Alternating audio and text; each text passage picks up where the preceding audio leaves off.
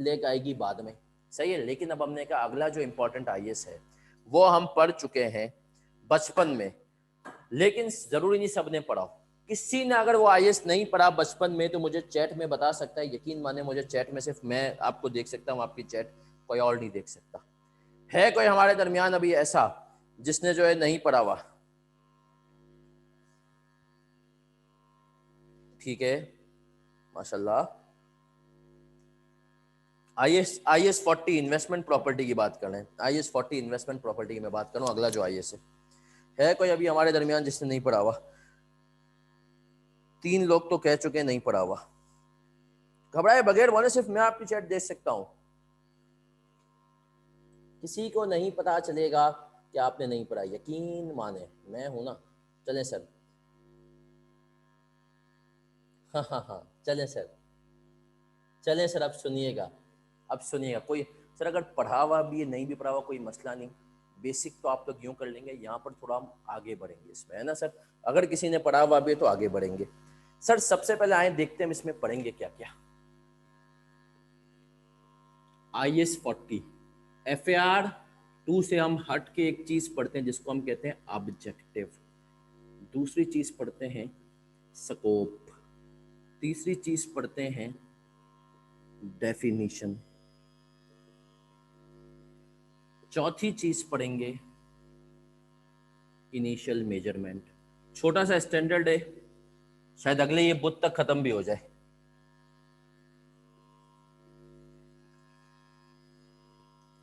पांचवी चीज पढ़ेंगे सब्सिक्वेंट मेजरमेंट।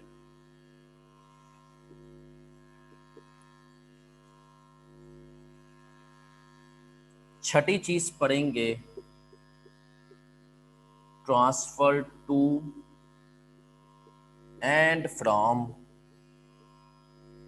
आईएएस 40।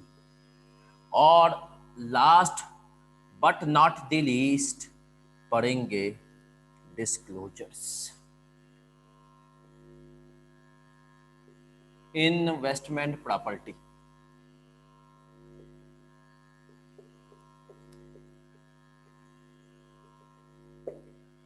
कितने लोगों ने ईपीएस का क्विज अटेम्प्ट किया?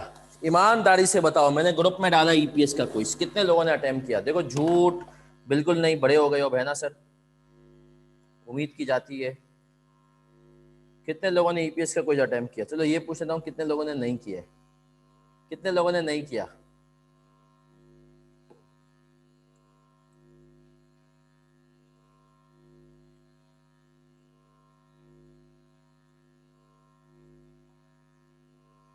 ये हुई ना बात।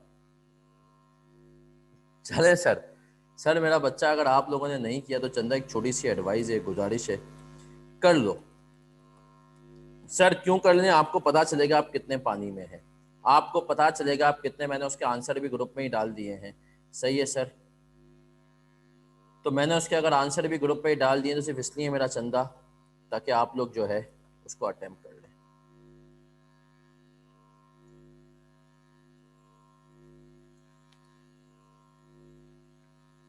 ये देखें, फर्म से 3 गज बजे घर आते हैं, सही है। हाय सर, यही तो है, welcome to practical life, welcome to practical life sir, यही तो शरारत है ना सर। लेकिन मेरा बच्चा टेंशन ना ले, टेंशन ना लें आप लोग, ये सारे चीज़ें एक दिन पेड ऑफ करेंगी। मैं सच बताऊं, आप फर्म को दुआएं देंगे एक दिन। अभी आपको इम्पॉसिबल सी बात लग रही है फर्म को, लेकिन आप लोग, हम भी तुम्हारी तरह थे, यही गालियां देते थे फर्म को कि मनूस जगाए और जो है ना ज़िंदगी मैंने अपनी बर्बाद कर ली है, ये वो। लेकिन सर जब क्वालिफाई हुए ना और जब इंडस्ट्री में गए और देखा कि यार हमें 3.5 साल में एकदम सड़क से उठाकर स्टार बना दिया है फर्म ने। स्टार इन द सेंस, अब आप इंडस्ट्री में चले जाओ और इंडस्ट्री में इतने क्वालिफाइड लोग ना हो ना सर, ओ हो, वो तो आपके फ़ैन होते हैं यार, क्या एक्सेल चलाता है, क्या जवाब देता है, तुझे क्या स्टैंडर्ड याद है, सही है। तो सर ये चीज़ें आप बोलते हैं, अबे भाई मैं तो अपनी फर्म में सबसे माठा था, मैं तो अपनी फर्म का सबसे गंदा बच्चा था, है ना सर। तो हमने कहा, और एक दिन सर याद रखें, ये सारी late sittings will be paid off इंशाल्लाह। और एक वक्त आएगा, अगर आपकी टीम अच्छी होगी ना तो आप इन लेट सिटिंग्स को एक वक्त आएगा मिस करेंगे, प्रोवाइडेड आपकी टीम अच्छी हो। आपका जॉब इंचार्ज और मैनेजर फट्टू ना हो। सर मैं जॉब इंचार्ज और मैनेजर फट्टू ना हो, उसकी क्या निशानी होती है? उसकी निशानी होती है कि सर वो पार्टनर की फ़ोन से डरे, पार्टनर के साथ बड़ा। मैं आपको बताता हूँ, मेरा एक जॉब इंचार्ज था, नाम नहीं लूंगा, वही माशाल्लाह बड़े खुश हैं, अल्लाह उनको खुश भी रखे। बहुत फट्टू, हद से ज़्यादा फट्टू। मतलब पार्टनर के, वो समझे, मोबाइल में उनका नंबर देख के उसको डर लगता होगा बेचारे को। और हम तीन ही लोग थे। एक क्लाइंट था, उसका नाम था अटक सीमेंट पाकिस्तान लिमिटेड। तीन ही लोग थे और मैं निक्का जूनियर था उस पर। मुझे फर्म में आए हुए 6 महीने हुए थे और मेरा वो क्लाइंट था। 6 महीने से भी 3 साढ़े 3 महीने तो मैं बेड रेस्ट पे था, तो अफेक्टिवली 2.5 महीने हुए थे। सर अटक सीमेंट का आज तक ये मसला है, अगर कोई होगा सेक्शन बी में तो उसको ये अंदाजा होगा, हाफ ईयर में वो वैसे ही लोग हो जाते हैं। दिसंबर उनका ईयर एंड होता है, दिसंबर 31 हाफ ईयर एंड होता है, और वो कहते हैं हमें रिपोर्ट दे दो 15 तारीख तक, 16 तारीख तक, सही। और वो हमें टीवी देते हैं 10 तारीख को, 11 तारीख को, सही है। अब हुआ ये कि मैं आपको पूरी कहानी बताता हूँ, चलें, थोड़ा सा ये चीज़ें भी ज़रूरी होती हैं। क्या होता है प्रैक्टिकल लाइफ में, आप इकलौते नहीं हैं। 10 तारीख को हमें मिला ट्रायल बैलेंस, और 15 तारीख को क्लाइंट ने कहा था इनिशियल, 10 जनवरी को हमें ट्रायल बैलेंस मिला और 15 को कहा था हमें इनिशियल चाहिए। टीम गई थी 20-22 से, तब तक तो ठंडी मचा रही थी, है ना। हमने कहा अभी तो हाफ ईयर भी नहीं हुआ। 10 तारीख को ट्रायल बैलेंस मिला, क्लाइंट ने दिया, हमने उसके ऊपर काम शुरू किया। 11 तारीख को उसने कहा ट्रायल बैलेंस में काफ़ी चेंजेस हैं, रुक जाओ अभी। फिर उसने कहा हम आपको आज रात को करके देंगे, घर जाएंगे आपको ट्रायल बैलेंस देकर। गए वो हमें ट्रायल बैलेंस देकर घर।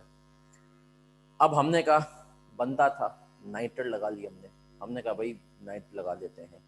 हमने नाइट लगाई और सीन ये हुआ, मतलब आप ये समझे, मुझे याद है ट्यूसडे की सुबह से गए हुए थे और वेडनेसडे की हो गई थी। ट्यूसडे की सुबह 9 बजे गए हुए थे, वेडनेसडे की शाम को हमने कहा कि हम जा रहे हैं, मतलब रात में, मतलब तकरीबन 11 बजे हम जा रहे थे। और इतने में फ़ोन आ गया। किसका फ़ोन आया सर? सीनियर मैनेजर का, जॉब इंचार्ज को। बोला यार मैं जो है ना कल रिव्यू के लिए आ रहा हूँ। उसने कहा बॉस अभी तो ट्रायल बैलेंस मिला है, अभी तो हमने काम शुरू किया, हमें एक दिन का टाइम तो और दे, हमने बहुत काम किया। उन्होंने कहा कि मैं आ रहा हूँ और अब तुम देख लो, मतलब यार तुम कुछ भी दिखा दो ना। पहले सीनियर मैनेजर को उन्होंने बोला नहीं नहीं बॉस, बोला बड़ी मुश्किल से, बोला नहीं हम, मैंने और दूसरे तो उन्होंने भाई मना कर दिया। लेकिन फिर बाद में सीनियर, यार मैं आ रहा हूँ। सीनियर मैनेजर ने कहा, अभी भी हंसनैन होते हैं फर्ग्यूसन में सेक्शन बी में ना, उन्होंने, अब जॉब इंचार्ज साहब अच्छे अल्फाज में उनके सामने बैठ गए, सही है। अब हम पहले ही रात के जागे हुए, सब कुछ है। उन्होंने कहा बेटा अब आज फिर से लाइट लगानी पड़ेगी, मुझे कुछ नहीं पता। हम जो है, हमने कहा साहब क्या करें यार। हमने लगा दी नाइट, हमने नाइट लगा दी एक और मुझे याद है हमने नाइट लगा दी एक और फिर अगले दिन जॉब इंचार्ज साहब, मतलब सीनियर मैनेजर आए, जुमेरात का दिन था, जुमेरात का दिन था, वो आए, उन्होंने रिव्यू शिव्यू किया। जुमेरात को उन्होंने आधा रिव्यू कर लिया, बोला यार बाकी आधा मैं करूँगा, अब रिव्यू होगा बाकी आधा आपका कल। हमने कहा ठीक है। अब जॉब इंचार्ज को हमने कहा देखें आज अगर आपने हमें कहा ना कि नाइट लगा दें पूरी क्लाइंट पे, तो अब फिर हम हद से गुजर जाएंगे, बदतमीजी हो जाएगी। मैंने तो नहीं, सेकंड मैन ने कहा, बोला आज तो मैं नाइट नहीं लगाऊंगा ना। जॉब इंचार्ज ने कहा अच्छा चलो घर जाओ, लेकिन इस वादे के साथ जाओगे घर पे, इस वादे के साथ घर पे जाओगे कि कल सुबह 6:45 पहुंचे हुए होगे। हमने कहा वादा है हमारा। हम निकले 11:30 बजे, सही है, क्लाइंट से। 7:45 नहीं, 7:30 7:45 तक पहुंच गए थे हम क्लाइंट पे, सही है, सुबह 7:30 8 बजे, 7:45 हम क्लाइंट पे पहुंचे और हमने पूरा जुम्मा लगाया। सीनियर मैनेजर आए, उनको जो है हमने, मैं सच बता रहा हूँ, मैं नमाज के लिए गया सीवीयू के पास वाली मस्जिद में, जो क्या नाम है, उस्मान मस्जिद नाम है क्या है। और मैंने कहा मैं टेक लगाने वाली जगह नहीं ढूंढूंगा, अगर वो जगह मिल गई ना तो मेरी आंख लग जाएगी, वजू टूट जाएगा। मेरी ये हालत थी। बैठे बैठे हमें लगता था हम सो रहे। हम, सही है सर, फजर की जमात कराते थे वहाँ पे मस्जिद में और उसके बाद हम वहीं पे आधा 1 घंटा 1.5 घंटा सो जाते थे, बस ये सीन था हमारा। तो सर जुम्मे के दिन ये सीन हो गया, जुम्मे के दिन ये सीन हुआ और जुम्मे के दिन वो चले गए। लेकिन जुम्मे के दिन भी वो गए, रात को देर तक हमने वही काम किया, कुछ क्यूरीज देके गए, इन्होंने कहा ये मुझे बाद में बताना, ये वो फला ढिमकाना। हम जुम्मे के दिन घर चले गए। सैटरडे को हम आए, सुबह सुबह क्लाइंट पहुंच गए, काम वाम किया वही, लेकिन पिछले पूरे हफ्ते की थकन थी। सैटरडे की शाम में, रात में हम निकल रहे थे क्लाइंट से 12 बजे और पार्टनर को अब आना था, उनके रिव्यू की बारी थी। हमने कहा सीनियर मैनेजर ने देख लिया होगा, ठंड होगी, लेकिन पार्टनर ने कहा, पार्टनर भी फ़हीमुल हसन थे, कुछ पार्टनर्स होते हैं जो एक एक चीज़ देखते हैं। उन्होंने कहा कि भाई मैं सब कुछ देखूंगा शुरू से। हमने कहा लो जी। अब पार्टनर ने कहा कि मैं सब कुछ शुरू से देखूंगा। हमने कहा ठीक है। हमने कहा चीज़ें तो तैयारी है, कोई मसला नहीं। जॉब इंचार्ज ने कहा आज भी रात लगेगी। हमने कहा नहीं, हम रात नहीं लगाएंगे। हमने कहा देखें कल पार्टनर आ जाएंगे, वैसे ही यार फ्रेश नहीं होंगे, उनके सामने भट मार देंगे, कुछ कह देंगे। हमें सोना चाहिए, हमें नींद चाहिए। हम इस पूरे वीक में हमारी वाट लग चुकी है भाई, हम 2 दिन रुक चुके हैं, ये तमाम चीज़ें हम कर चुके हैं। अब हम जो है ना सो वैसे ही 3-3 4-4 घंटे रहे, हम हालत टाइट हो जाती है। घरों पे आप 1-2 बजे छोड़ते हैं, वापसी 6:45 बुला रहे हैं, कोई अल्लाह को माने। जॉब इंचार्ज की हालत टाइट, नहीं नहीं वो रोने लग गया। हमने कहा नहीं नहीं हम तो जाएंगे। बड़ी मुश्किल से उनके हाथ पांव जोड़े और हमने कहा आप हमें जाने दें। 7 बजे संडे के दिन सुबह सुबह हम होंगे, पार्टनर भी संडे को रिव्यू के लिए आ रहे थे। चले गए हम घरों पे। और उस रात अब एक अजीब वाकया हुआ। मैं घर पे गया हूँ और घर पे जाके मैं फ्रेश हो रहा था, वॉशरूम में था। मुझे लगा कि मैं हिल रहा हूँ। मैंने कहा यार पहली लेट सिटिंग में इतनी कमजोरी कि मैं वॉशरूम में बैठे बैठे हिलने लगा हूँ।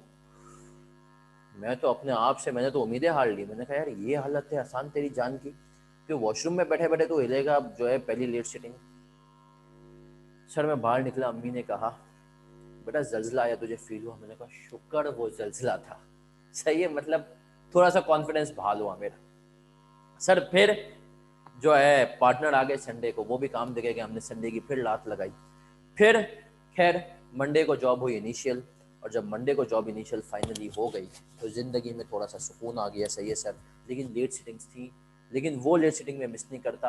हालांकि 1 हफ्ते की थी, छोटी सी थी, क्योंकि जॉब इंचार्ज पट्टू था, वो कहता था काम काम। लेकिन एक लेट सिटिंग मैंने 4 महीने लगाए DHL पे, उसको मैं आज भी मिस करता हूँ। बहुत तफरी की थी हमने क्योंकि जॉब इंचार्ज बहुत बहादुर था। और जॉब इंचार्ज सर क्यों बहादुर था? क्योंकि जॉब इंचार्ज ने शुरू के 6 महीने 1 साल फर्म में अपना नाम बहुत अच्छा बना लिया था।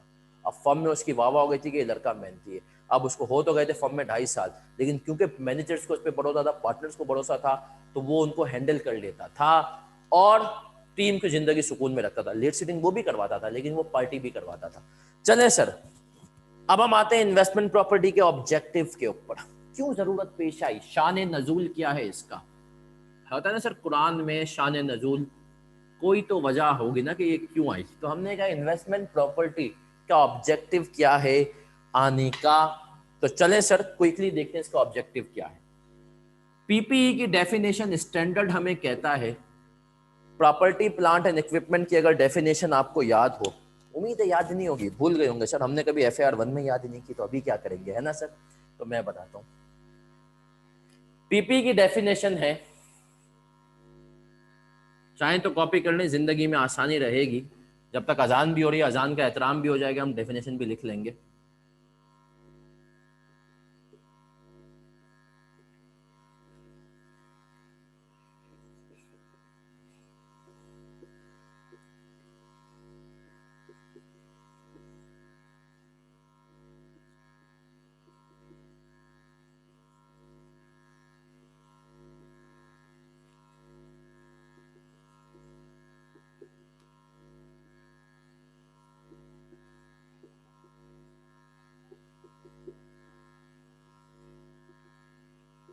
लिखेंगे तो याद रहेगी ये डेफिनेशन।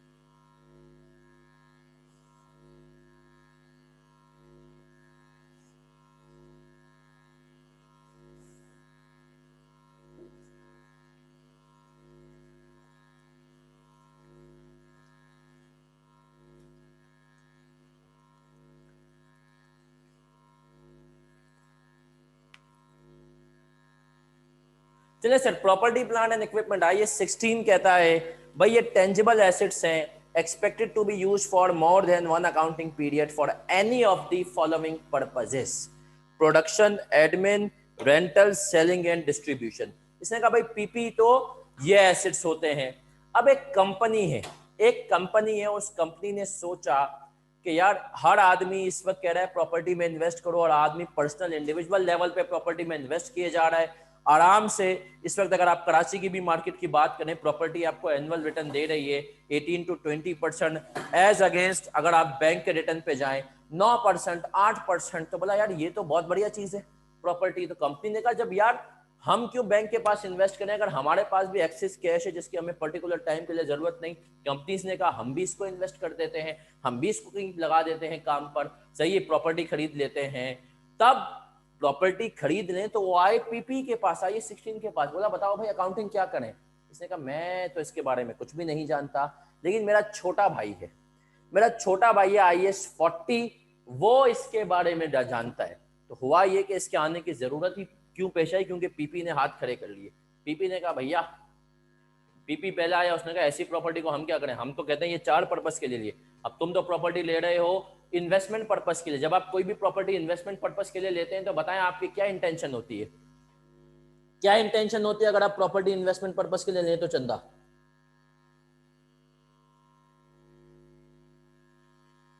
जल्दी बताएं क्या इंटेंशन होती है?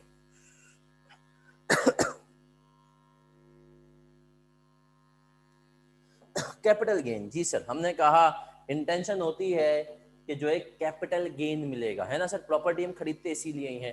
और आपने कहा कैपिटल गेन मिलेगा 3 साल बाद, 4 साल बाद, 5 साल बाद बेचूंगा, डबल प्राइस हो चुकी होगी।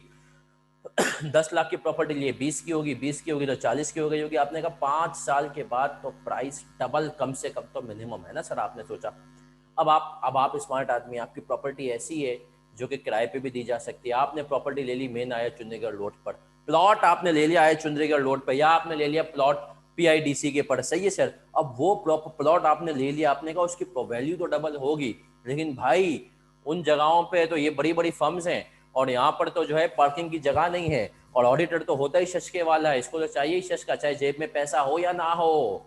तो आपने कहा यार बेचूंगा 5 साल बाद, 10 साल बाद, जब तक नहीं बेचता इसको किराए पर दे देता हूं।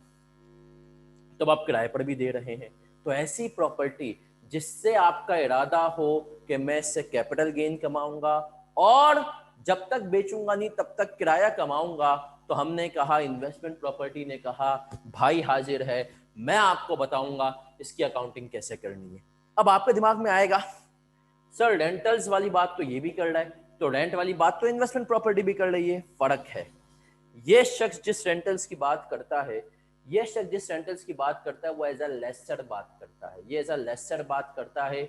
और मोर स्पेसिफिकली ये कहता है पीपी उन एसेट्स की बात करता है जो कि आप फाइनेंस लीज पर दे रहे हैं। ऑपरेटिंग लीज पर जो यूजुअली हम एसेट्स देते हैं वो बात करता है इन्वेस्टमेंट प्रॉपर्टी। अब सर इन्वेस्टमेंट प्रॉपर्टी के ऊपर जब हम आए तो इसका ऑब्जेक्टिव तो अब आपको समझ में आ गया, अभी मैं इसको आपको स्टैंडर्ड से भी पढ़ाऊंगा, सही है, ऑब्जेक्टिव तो समझ में आ गया सर।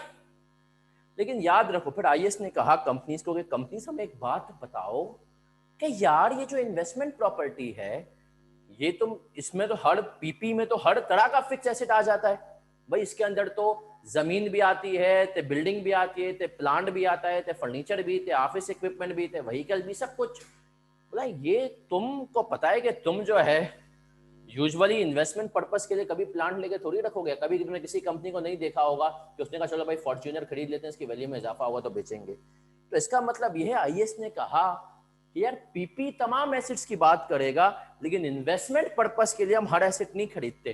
तो इन्वेस्टमेंट पर्पस के लिए इसने कहा एक हम खरीदते हैं जमीन, दूसरी खरीदते हैं इमारत, बोले तो बिल्डिंग। खाली इन्वेस्टमेंट प्रॉपर्टी याद रख लो दो ही एसेट को डील करती है, लैंड बिल्डिंग। इसके अलावा अब आप पागल आदमी हैं, आप दिमाग से पैदल हो चुके हैं। आपने कहा मैं लूंगा प्लांट, और प्लांट में लूंगा, और मेरा मकसद ये है कि एक प्लांट लूंगा, उसको मैं लोगों को दूंगा किराए पर, और फिर अल्टीमेटली उसको बेच दूंगा, कैपिटल गेन कमाऊंगा। अब उसमें कैपिटल गेन हो ना हो आप लेकिन उसको किराए पर देने की नीयत से ले रहे हैं, लेकिन वो जाएगा IAS 16 में, फिर वो यहाँ के रेंटल्स के अंदर कवर हो जाएगा। इन्वेस्टमेंट प्रॉपर्टी में सिर्फ लैंड और बिल्डिंग है, क्योंकि अल्टीमेटली एक नॉर्मल आदमी इन्हीं को इन्वेस्ट करके गेन कमाने की सोचता है। Are we clear? तो लिखें सीसी। क्लियर है तो लिखें सीसी।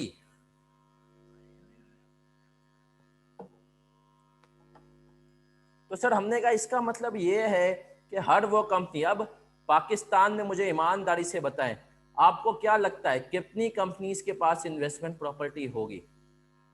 कितनी कंपनीज के पास इन्वेस्टमेंट प्रॉपर्टी होगी पाकिस्तान में?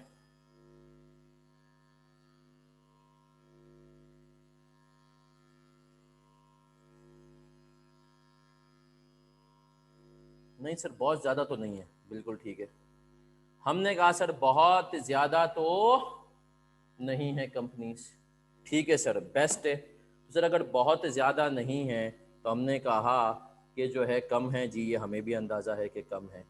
तो सर आए इसके हम पहले खोलेंगे स्टैंडर्ड, और स्टैंडर्ड जब हम खोल लेंगे, ग्रुप पे भी मैं डाल चुका हूँ स्टैंडर्ड, और मैं इसको अपने पास भी यहाँ पर खोल लेता हूँ, बस 1 मिनट मुझे दें और हम आगे बढ़ेंगे और इसके स्टैंडर्ड में से पढ़ेंगे कि ये स्टैंडर्ड इसका क्या कहता है।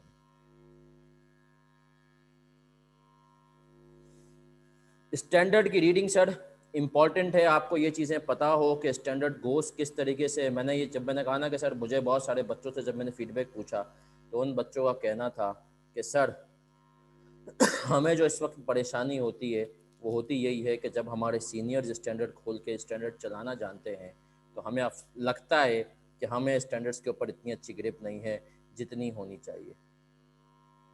तो मैंने कहा सही, अब हम पढ़ें, देखेंगे स्टैंडर्ड, आपको बताएंगे स्टैंडर्ड से किस तरीके से इंशाल्लाह पढ़ना है। और आप लोग देखेंगे कि सर स्टैंडर्ड से पढ़ना भी कोई मुश्किल थोड़ी बात है ना जी। चलें सर, स्टैंडर्ड में आपके सामने अभी खोलने लगा हूँ। स्टैंडर्ड का सीक्वेंस हम पहले भी डिस्कस कर चुके हैं, अभी फिर डिस्कस कर लेते हैं।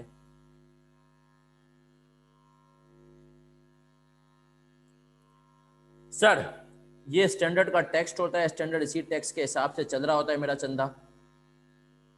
कंटेंट्स में वो बताता है ऑब्जेक्टिव है क्या क्या चीज़ें, जब भी आपको कोई भी चीज़ देखनी है, अब आपको देखना है कि यार एक पर्टिकुलर ट्रांजैक्शन IS 40 के स्कोप में आती भी है या नहीं आती, तो आप जाएंगे और आप उसके स्कोप वाली चीज़ देखेंगे। सही है सर। ऑब्जेक्टिव पे आपको ज़रूरत सिर्फ अगर आप टीचिंग करेंगे तो आपको पड़ेगी, वरना ऑब्जेक्टिव की ज़रूरत आपको शायद प्रैक्टिकल लाइफ में इतनी ना पड़े। क्लासिफिकेशन की ज़रूरत आपको ज़रूर पड़ेगी, स्कोप की मज़ीद या गहराई के अंदर जाएगी, मेजरमेंट की ज़रूरत तो आपको पड़ेगी ही पड़ेगी, अकाउंटिंग पॉलिसी क्या होगी, फेयर वैल्यू मॉडल क्या होगा, ट्रांसफर्स क्या है, डिस्पोजल क्या है, देखो ये सारी चीज़ें मेजरमेंट के अंदर है। देखो मेन लाइन को ये लिखता है किसके ऊपर सर, ये मेन लाइन को लिखता है कैप्स में। फिर इसके बाद ये सारी मेजरमेंट आफ्टर रिकग्निशन के अंदर ये सारी चीज़ें जो जिसके अंदर इसने जो है नॉर्मल चीज़ें रिकॉर्ड की हैं वो यहाँ पर हैं सर। फिर आता है ट्रांजिशनल प्रोविजंस। ट्रांजिशनल प्रोविजंस क्या होती हैं? तुक्का लगाओ, व्हाट आर ट्रांजिशनल प्रोविजंस? हर IS में नहीं होती हैं, किसी किसी में होती हैं, लेकिन होती हैं तो क्या होती हैं जल्दी से बता दो।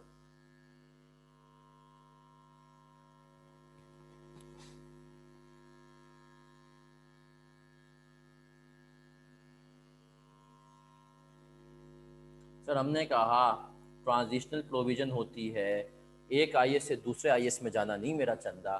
IS में अगर चेंज आ जाता है, कोई मेजर चेंज आता है, तो ट्रांजिशनल प्रोविजंस होती हैं कि यार आप पहले पुराने हिसाब से कर रहे थे, अब नए के हिसाब से। एग्जाम्पल देता हूँ, IS 2 इन्वेंट्री ने कहा भैया पहले तुम लीफो के हिसाब से भी अलाउ था 2001 तक, फिर उसने शायद 2001 की रहा, फिर उसने कहा अब लीफो को खत्म है, तो उसने आपको बताया, आपने IS 8 बचपन में FR2 में शायद पढ़ा हुआ है, उसमें होता है कि आपको अगर पॉलिसी चेंज होती है पीछे जाना होता है, तो वो आपको बताएगा कितना पीछे से जाकर अकाउंट्स को सही करना है। ये होती है ट्रांजिशनल प्रोविजन, कितना पीछे से जाकर।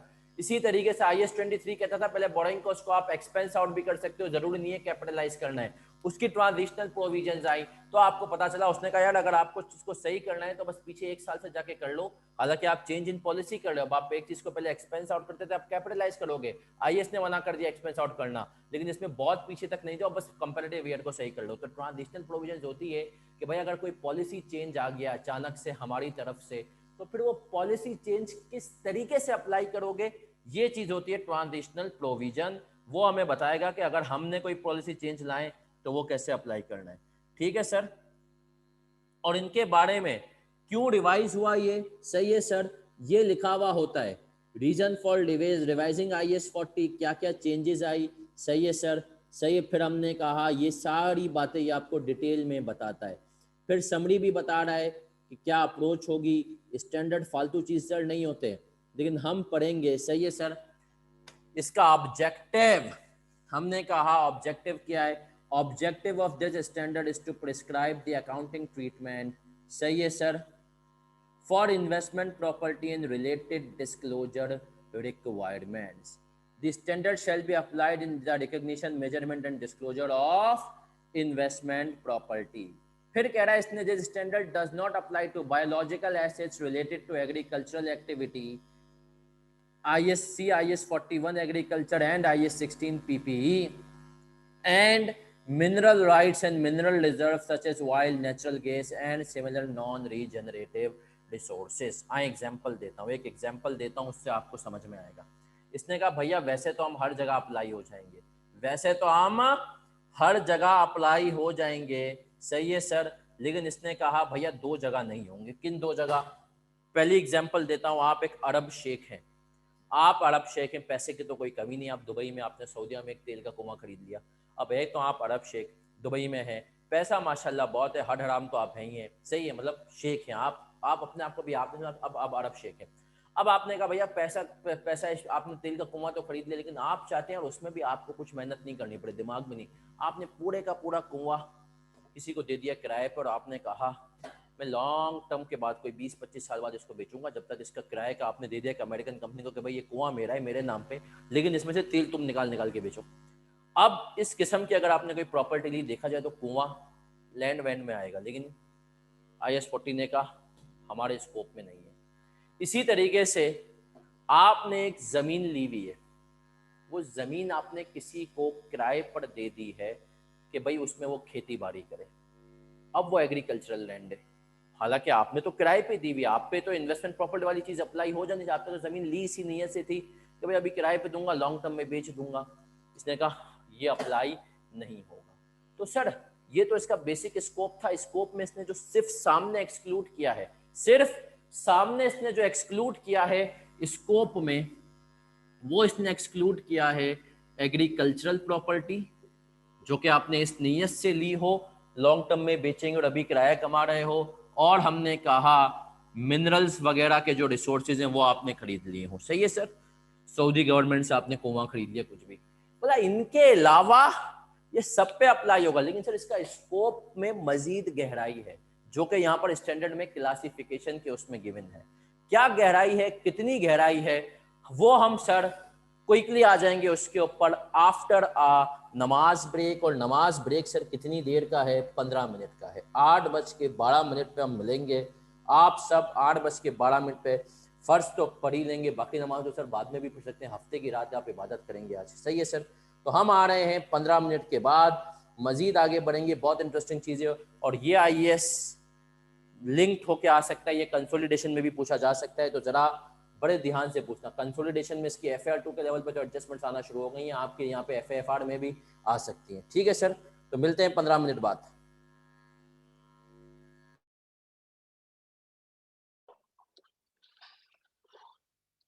जी मेरा बच्चा, वी आर बैक। चले सर, अब तक हमने क्या पढ़ा इन्वेस्टमेंट प्रॉपर्टी में? हमने कहा इन्वेस्टमेंट प्रॉपर्टी के अंदर अब तक हमने पढ़ लिया ऑब्जेक्टिव क्यों आया, हमें सिखाने इन्वेस्टमेंट प्रॉपर्टी के बारे में, स्कोप, दो चीजों को इसके सामने निकाल दिया, सही है। हमने कहा एग्रीकल्चर प्रॉपर्टी और वो प्रॉपर्टी जो कि मिनरल रिसोर्सेज से हो, सही है, वो बेशक तुमने किराए की नियत से ली हो, लॉन्ग टर्म कैपिटल एप्लीकेशन की नियत से ली हो, वो स्कोप में नहीं है। चले सर, आप इसकी जब डेफिनेशन पढ़ेंगे तो इसकी डेफिनेशंस के अंदर ही इसका एक कुछ स्कोप मौजूद है। तो आए सर, अब हम पढ़ेंगे इसकी डेफिनेशन।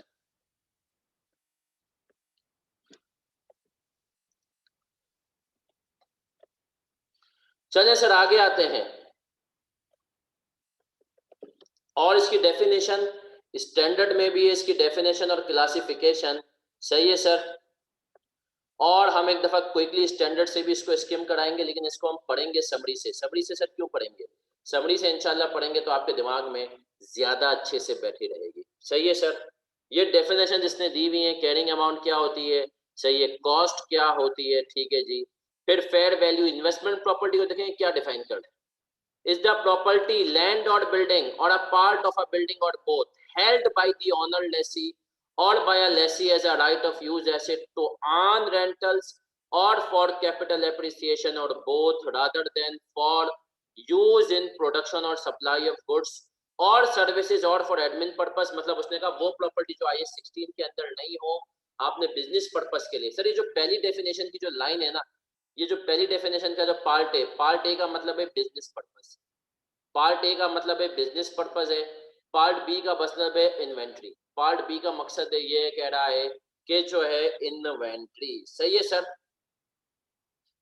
तो हमने कहा सर इसने पीपी, इसने कहा वो प्रॉपर्टी इसमें शामिल है लैंड और बिल्डिंग जो कि आपने जो है रेंटल्स कमाने के लिए या कैपिटल एप्रिसिएशन के लिए रखी हुई है, सिवाय उस लैंड और बिल्डिंग के जो कि आप बिजनेस पर्पस के लिए यूज कर रहे हैं, जो आपकी इन्वेंट्री आप मलिक लिहाज बना बना के बेचे जा रहे हैं घर, उसको उसने हटा दिया। सर फिर ये तो उसने एक बड़ी हमें ब्रॉड सही टर्म्स यूज कर दी। सर फिर हमने कहा कि जो है सर, हमने कहा कि ये बेसिकली इसकी मजीद जो है उसने हमें शाखें बताई जो कि क्लासिफिकेशन में। सही है सर। अब हमने कहा अब हम आएंगे और सर इसको हम लेकर जो आएंगे वो पढ़ेंगे हम समरी से अपनी। आप सबके पास समरी भी मौजूद है, ये समरी आप सबके सामने मुस्कुरा रही है, ठीक है जी। ये समरी आप सबके सामने मुस्कुरा रही है और अगर आप गौर से देखें इसकी, अब मैं डेफिनेशन के ऊपर जाऊंगा और इंक्लूड और एक्सक्लूड के एक एक पॉइंट को बहुत ही ज्यादा शिद्दत से और बहुत ही ज्यादा गौर से हम पढ़ेंगे। ठीक है मेरा बच्चा, साथ रहना है आप लोगों ने। जब तक कोई भी मसला हो फौरन पूछना है। क्यों सर? इसलिए कि सर ये इंपॉर्टेंट है और छोटा सा स्टैंडर्ड है, इतना बड़ा नहीं है, लेकिन पेपर के पॉइंट ऑफ व्यू से बहुत बड़ा बन सकता है। ठीक है जी। क्या कह रहा है? प्रॉपर्टी लैंड और building or a part of a building or both held by the owner lessee under a finance lease to earn rentals or for capital appreciation or both। सबसे पहले इसने हमें डेफिनेशन में एक चीज क्लियर की। क्या क्लियर की सर इसने हमें डेफिनेशन में? इसने कहा जरूरी नहीं है कि इन्वेस्टमेंट प्रॉपर्टी को तुम खरीद भी दो। मतलब हो सकता है कि तुम इन्वेस्टमेंट प्रॉपर्टी को किस्तों में खरीद रहे हो फाइनेंस लीज के अंदर, है ना सर? फाइनेंस लीज हमने पढ़ा ना कि हम उसकी हमने फाइनेंस लीज पे ली हुई है। सही है सर। प्रॉपर्टी तो हमने कहा जरूरी नहीं है कि इन्वेस्टमेंट प्रॉपर्टी बनाने के लिए प्रॉपर्टी तुम्हारे अपनी होनी चाहिए नाम। तो प्रॉपर्टी ओन्ड भी हो सकती है और आपने ऑपरेटिंग लीज पर ली, फाइनेंस लीज पर ली। सही है सर। ओन्ड और अंडर फाइनेंस लीज। एक प्रॉपर्टी आपने फाइनेंस लीज पर ली हुई है, उसको भी आप क्या कर सकते हैं? आप इन्वेस्टमेंट प्रॉपर्टी क्लासिफाई कर सकते हैं। कैसे सर? आपने फाइनेंस लीज पर ली हुई, अल्टीमेट ओनरशिप आपके नाम पे ट्रांसफर हो जाएगी। आपके पास अभी पैसे नहीं थे, लेकिन आपको पता था ये हाईवे पे जो जगह है, हाईवे पे एक जमीन थी, आज से 15 साल पहले आपने वो जमीन ले ली थी बैंक से लीज पर। बैंक को आप मुझे जमीन खरीदनी, मुझे लीज पर अरेंज करवा दो, बैंक ने आपको लीज पर अरेंज करवा दी। आप फार साइडेड आदमी थे, बैंक के साथ आपका एग्रीमेंट हुआ, आपने कहा वो जमीन आपको उस टाइम पे 1 करोड़ की थी, बैंक के साथ लीज के अंदर आपको जो है 1.5 करोड़ देने पड़ेंगे। आज उस जमीन पर खान साहब रेस्टोरेंट बन गया, उस जमीन पर कबाब दीज बन गया। सही है सर।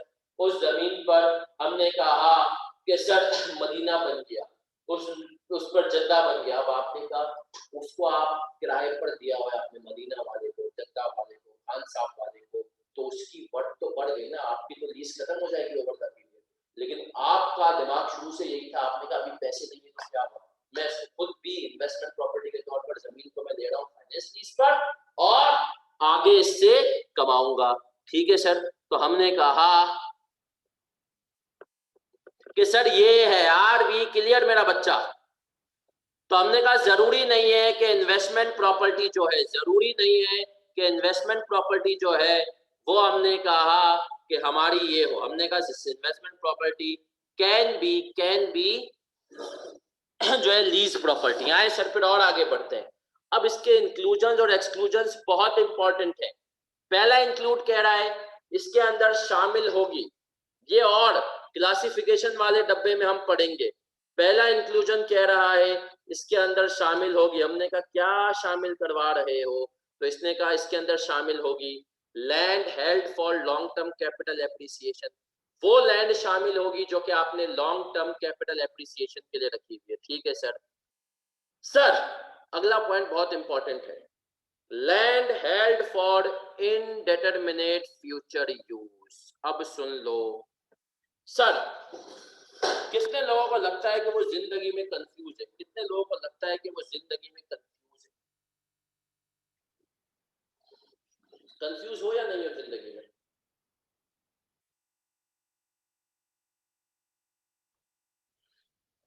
सही से बताओ, ईमानदारी से। सर होते हैं बच्चे, अभी भी कंफ्यूज होते हैं।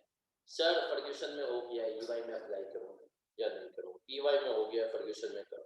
सर हारून जटिया में हुआ है, अब सर मुझे जो है समझ में नहीं आ रहा कि वीडियो के लिए अगली अटेम्प्ट में अप्लाई करूं, जीटी के लिए करूं या नहीं करूं, है ना सर? तो हमने कहा सर बच्चे जिंदगी में होते हैं कंफ्यूज। आईएएस ने कहा देखो तुम ही कंफ्यूज नहीं हो, तुम ही कंफ्यूज नहीं हो, तुम्हारे अलावा भी और लोग हैं जो जिंदगी में कंफ्यूज है, कंपनी में बैठे हुए लोग भी कंफ्यूज है, कंपनी की मैनेजमेंट। आप एक कंपनी, आप यूनिलीवर पाकिस्तान है, आपको एक जमीन मिल रही थी अच्छे और सस्ते में, जमीन तो आपने ले ली, अब आप कंफ्यूज हैं कि यार इस जमीन को मैं फ्यूचर में बिजनेस यूज के लिए यूज करूंगा या मैं इसको इन्वेस्टमेंट प्रॉपर्टी के तौर पे मैंने ली हुई है कि मैं फ्यूचर में इसको बेच करके इनकम करूंगा। आप कंफ्यूज हैं, जमीन की बात हो रही है, जमीन के केस में अगर आप कंफ्यूज हैं तो आईएएस ने कहा कि मेरा पुत्र तू इसको क्लासिफाई कर दे इन्वेस्टमेंट प्रॉपर्टी अगर तू चाहे।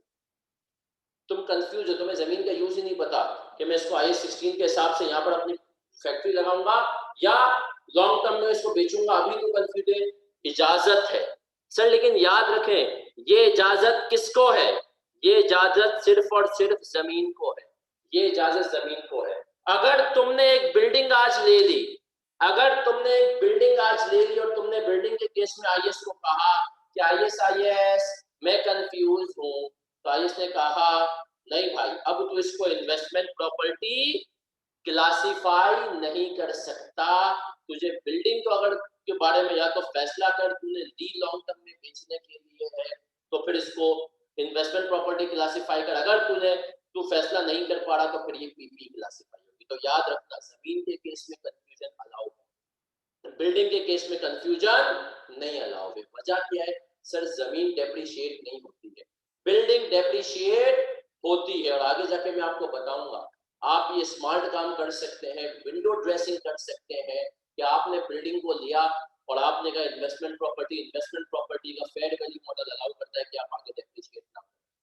तो आप बिल्डिंग की बेसिकली डेप्रिसिएशन बताना चाह रहे हो जब तक कोई यूज में नहीं आ जाती, इसीलिए आईएएस ने कहा विंडो ड्रेसिंग नहीं होने दूंगा। याद है ना वो आईएएस का पर्पस, कंसिस्टेंसी और टू स्टॉप विंडो ड्रेसिंग। ठीक है जी, फिर आगे बढ़ते हैं। अगली चीज क्या कह रहा है ये हमसे,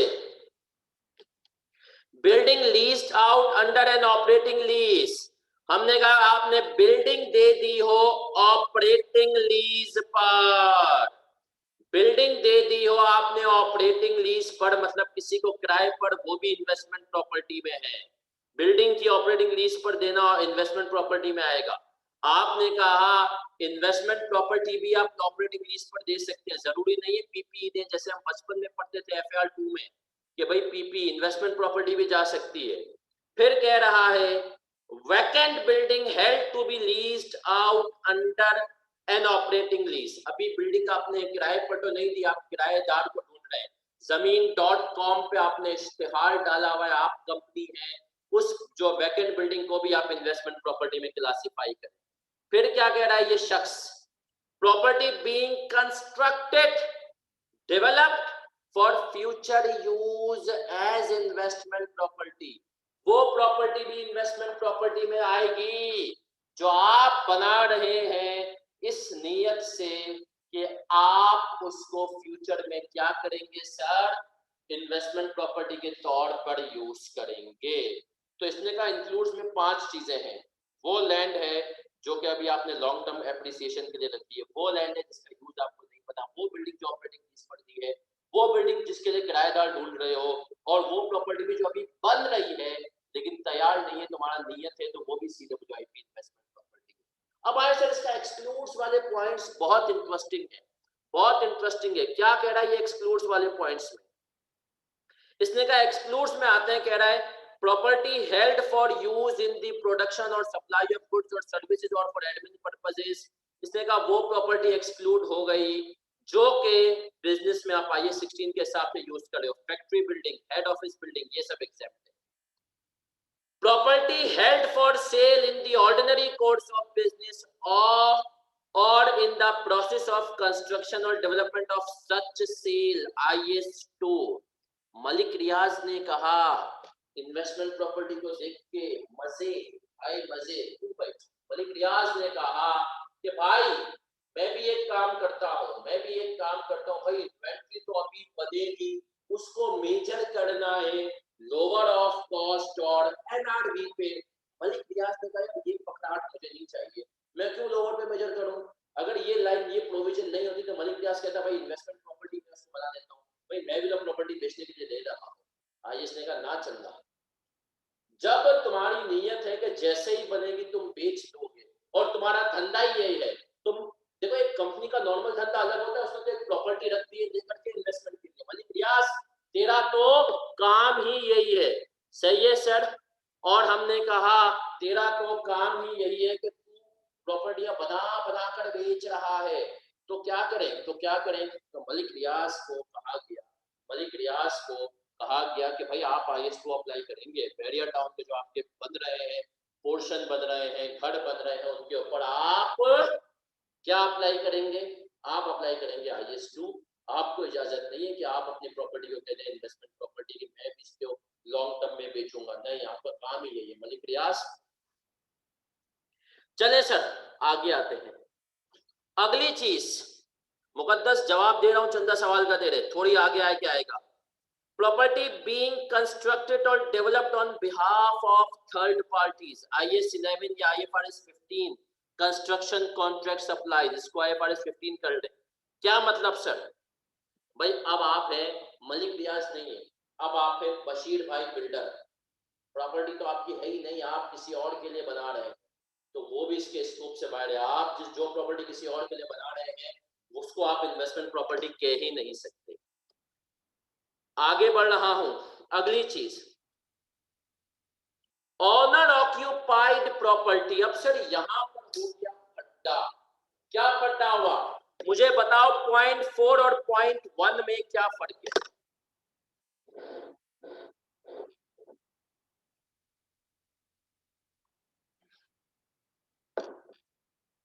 0.4 और 0.1 में क्या फर्क है?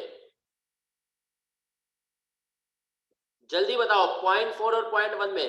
मेरा बच्चा दिमाग चलाना पड़ेगा, पता चले बेटा। जब तक बन रही है तब भी IS2 अप्लाई होगा। शाबाश, सही है सर।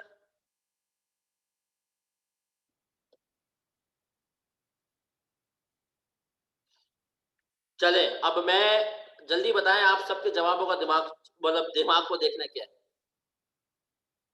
नहीं नहीं नहीं नहीं रामील, बस हमने इंक्लूड और एक्सक्लूड्स पढ़े, कोई खास नहीं पढ़ा। चलता, यू आर वेलकम बैक, कोई मसले की बात नहीं है। चले जी, बताएं बताएं बताएं बताएं। चले सर, अब मैं आपको एग्जाम्पल से समझाऊंगा। किससे समझाऊंगा? एग्जाम्पल से। ईमानदारी से बताओ, कितने लोगों के अब तक आउट स्टेशन लग चुके हैं? कितने लोगों के अब तक आउट स्टेशन लग चुके हैं फॉर्म में?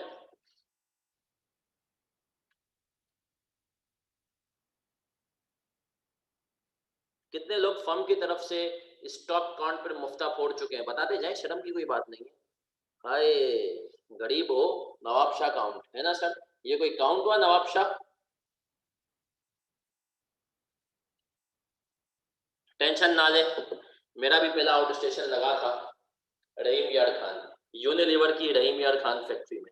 सही है सर। अब सुनिएगा, अब सुनिएगा, मुफ्त अलग ही होता है ना सर, मुफ्ते का अलग ही मजा होता है, खानदान में बड़ा चाहिए होता है आपको, है ना सर। मेरा एक दोस्त है, आउट स्टेशन पे गया, पूरे खानदान में बताकर एक एक के घर पे फोन करके बोला मैं ऑफिस की तरफ से बाहर जा रहा हूँ। मैंने कहा क्यों? बोले रोक पड़ता है कि ऑफिस मुझे बाहर भेज रही है। सही है सर। तो सर एक आउट स्टेशन का अलग सिस्टम है ना सर। स्टेटस तो आप लोग डालते ही ट्रैवलिंग तो ये वजह से नहीं डालेंगे तो जैसे वहां वाले आपको आने नहीं देंगे। अब सुनिएगा, इसलिए मैं आपको एग्जांपल दे रहा हूँ सर। हम है यूनिलीवर, हम है यूनिलीवर, है ना सर। तो हमने कहा सर हम है यूनिलीवर।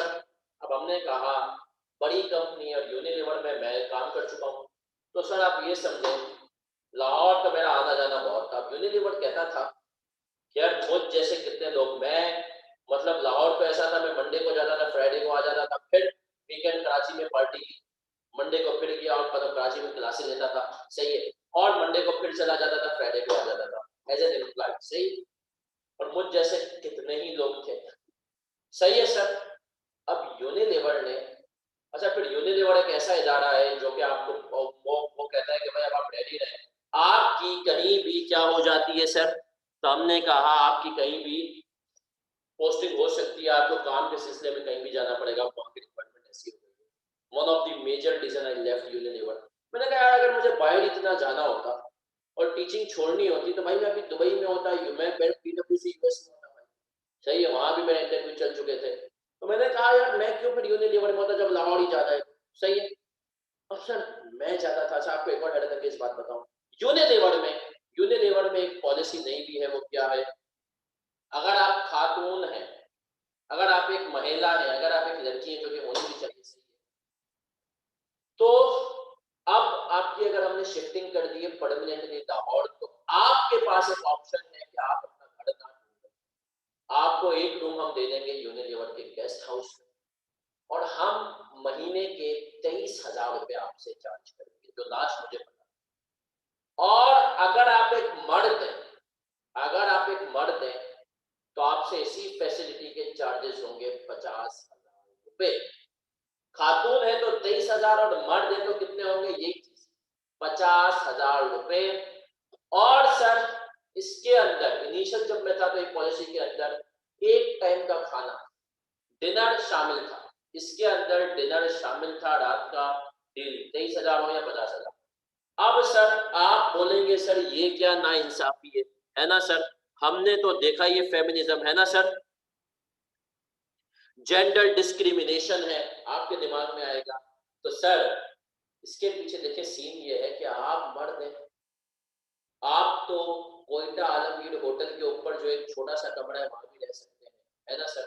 लेकिन खवातीन तो जाहिर सी बात है उनकी सिक्योरिटी का, कराची की जो अगर खातून लाहौर जाके रह रहे हैं तो फिर उनकी सिक्योरिटी के मसाइल, गेस्ट हाउस के, तो यूनिलीवर ने कहा खवातीन को तो हम ये फेवर देंगे। तो अब अगर आपकी परमानेंट शिफ्टिंग हो गई है तो आप यूनिलीवर के गेस्ट हाउस में रह रहे हैं लेकिन पैसे दें। अब आपकी परमानेंट शिफ्टिंग है तो, और अगर मेरे जैसे मुफ्ते थे, 5 दिन गया, वीकेंड पे पार्टी मचाई, फिर 5 दिन किया, 10 दिन में महीने कैसे पूरे करता था। तो उस केस में क्या होगा, उस केस में मैं तो 1 रुपया यूनिलीवर को नहीं दे रहा, बल्कि मैं तो लेता था टीए लेता था। मैं कहता था भाई रहूंगा तुम्हारे यहाँ पे लेकिन बाहर जा रहा हूँ, ट्रेवलिंग खाना भी तुम ही दोगे। लेकिन भाई मुझे 1,000 रुपए तो वैसे भी महीने दिन के मिल जाते थे, तो मैं महीने के 10,000 रुपए तो मेरे यूं बनते थे कि भाई टीए के नाम पे। सही है, खाना वाना सब उनका, तो मैं तो उल्टे पैसे ले रहा हूँ। अब हमने कहा सर यहाँ पर सुनिएगा, सवाल बड़ा इंटरेस्टिंग है। गेस्ट हाउस फैसिलिटी है और और फ्री ऑफ चार्ज है,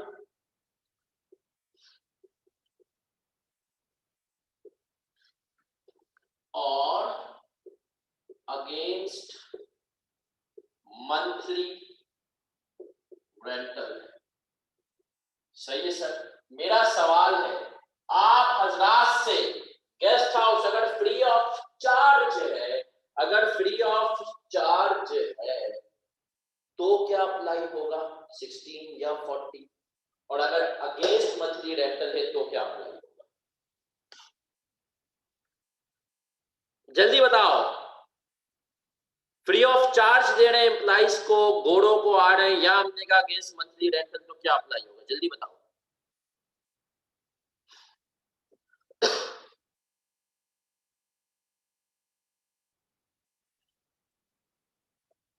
सिक्सटीन या 40 सब बताएंगे। हाय हाय हाय,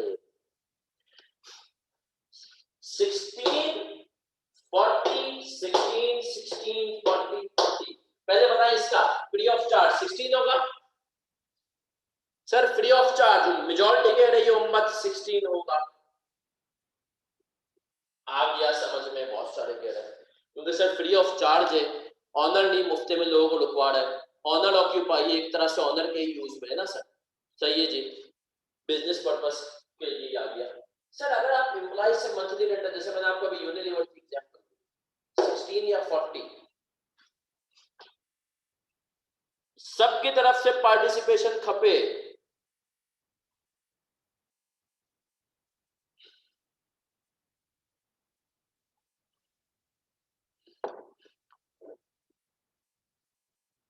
सिक्सटीन या 40, सब सब सब सब जवाब देंगे, कुछ लोग अभी भी नहीं दे रहे।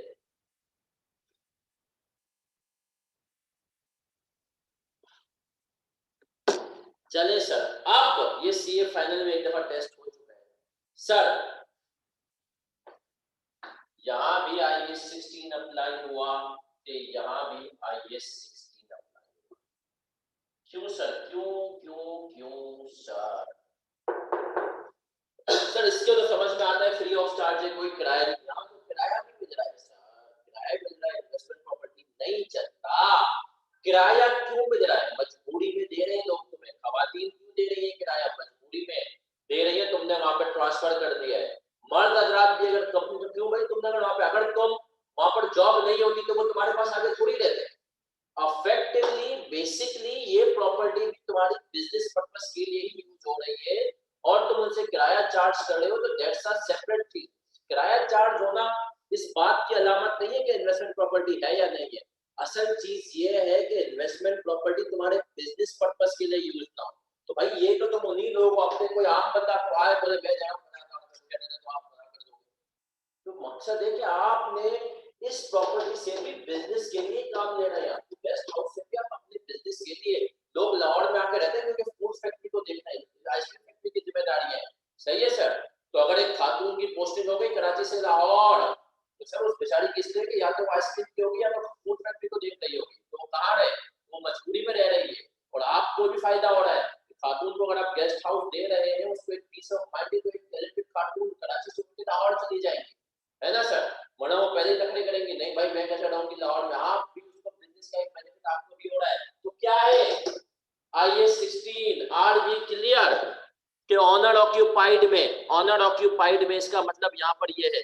क्या हम क्लियर है? तो लिख दो भाई सीसी।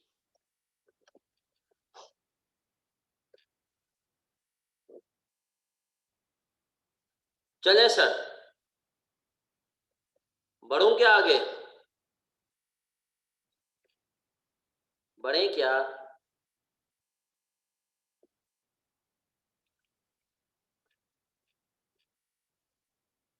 चले सर आगे बढ़ते हैं। आगे बढ़ते, और हमने कहा आगे बढ़ते हुए आखिरी पॉइंट पे आते हैं। क्या है आखिरी पॉइंट?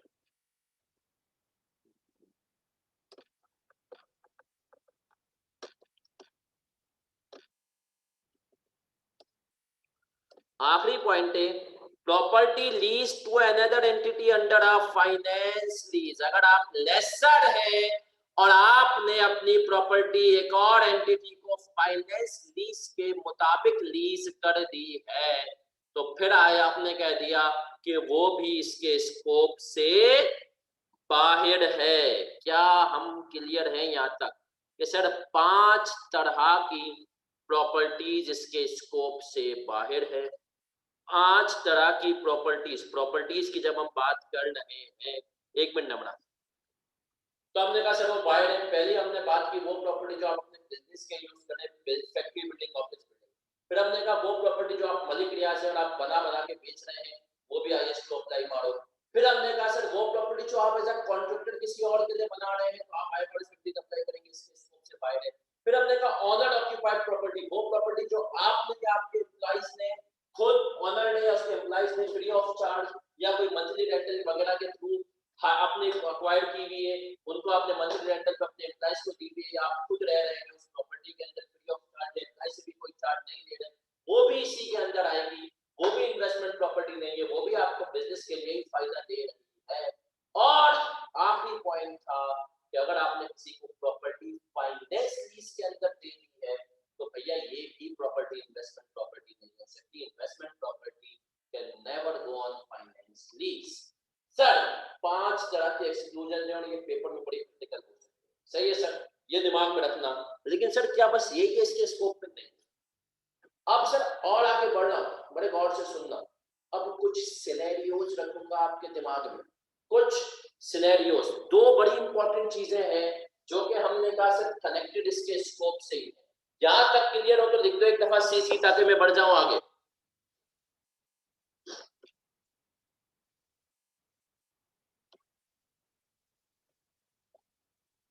चले जी, बढ़ते फिर आगे। बेटा Q&A में अगर आप ना डालें और मेरा चंदा के जो है आप Q&A में ना डालें और जो है आप डायरेक्ट चैट में लिख देना आंसर। Q&A मुझसे इग्नोर हो रहे हैं थोड़े से चंदा, ठीक है? तो Q&A को बच्चा यार की जगह अगर आप डायरेक्ट चैट में आंसर लिख दें, चैट में मुझे नजर आ जाता है आंसर, उसकी विंडो खुली हुई होती है, ठीक है जी। अब मैं पढ़ रहा हूं आगे। अगला सवाल अभी मुकद्दस ने पूछा था। मुकद्दस आर यू विद अस? नवड़ा आपका पॉइंट क्लियर हो गया बेटा? आइए सी एम्प्लॉय हैंडल वाला।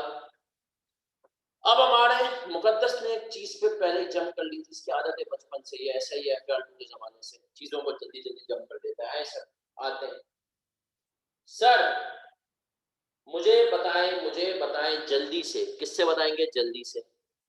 कोई मसला तो नहीं किसी को? नमड़ा आर यू क्लियर? तो फिर हम आगे बढ़े। चले सर, अब सुनिएगा। सर आपने देखा है Bahria icon tower? Bahria icon tower देखा है आप लोगों ने? यस और नो? देखा है तो बताएं कहां है?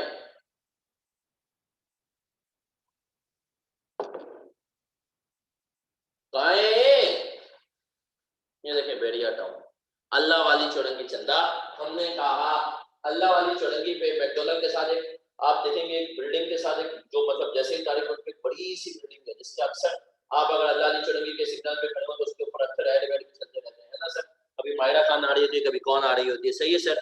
तो हमने कहा भेड़िया आइकन टावर है।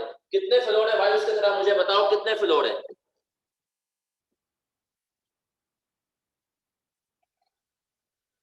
कितने फ्लोर है?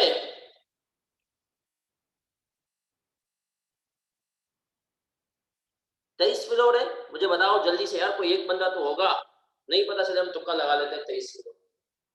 सर वो बैरिया टाउन टावर है क्या? एक बंदा कहता है वो बैरिया टाउन है, बैरिया आइकन सीपीयू के पास है, ऐसा है क्या? चलिए जो भी, हम अज्यूम करते हैं हमारा बैरिया आइकन टावर जो ये अल्लाह की चढ़ती पे बैरिया हुआ आइकन, हमने कहा 23 फ्लोर। हमने कहा सर उसके 23 फ्लोर है। मलिक रियाज साहब की प्रॉपर्टी है, उसमें से मलिक रियाज ने कहा 3 फ्लोर जो है वो हमारे ऑनर यूज पे है, सपोज करें, और 20 फ्लोर 20 फ्लोर जो है उसको हमने दिया हुआ है रेंट पे।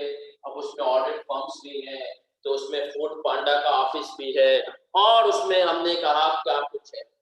अब मलिक रियाज ने एक दिन आपको फोन किया और कहा कि भाई तुम मुझे बताओ, तुम लोग सीए के बच्चे हो, कि क्या ये गुंजाइश है, प्रॉपर्टी एक है, इमारत एक है, क्या ये गुंजाइश है कि मैं इसको पीपी बनाऊं और मैं इसको इन्वेस्टमेंट प्रॉपर्टी बनाऊं?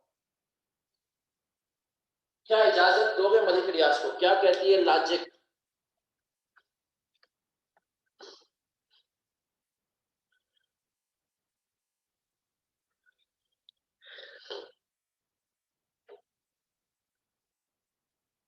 इजाजत है या नहीं है?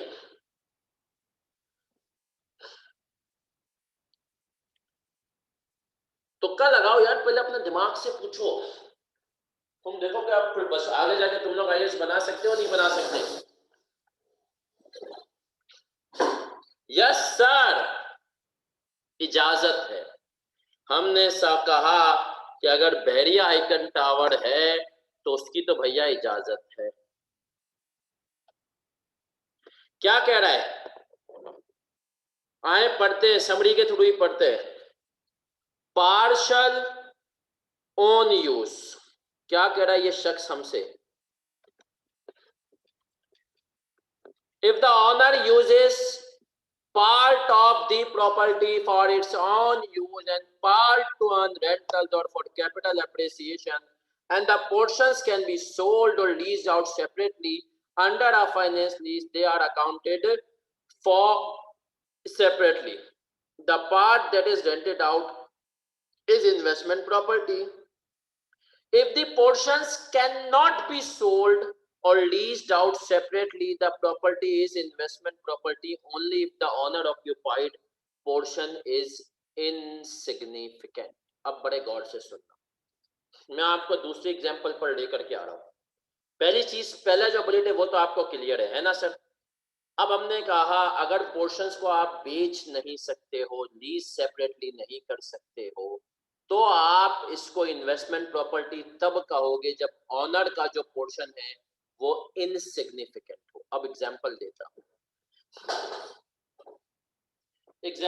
हूं, packages mall Lahore, packages mall Lahore गए हो कभी जिंदगी में?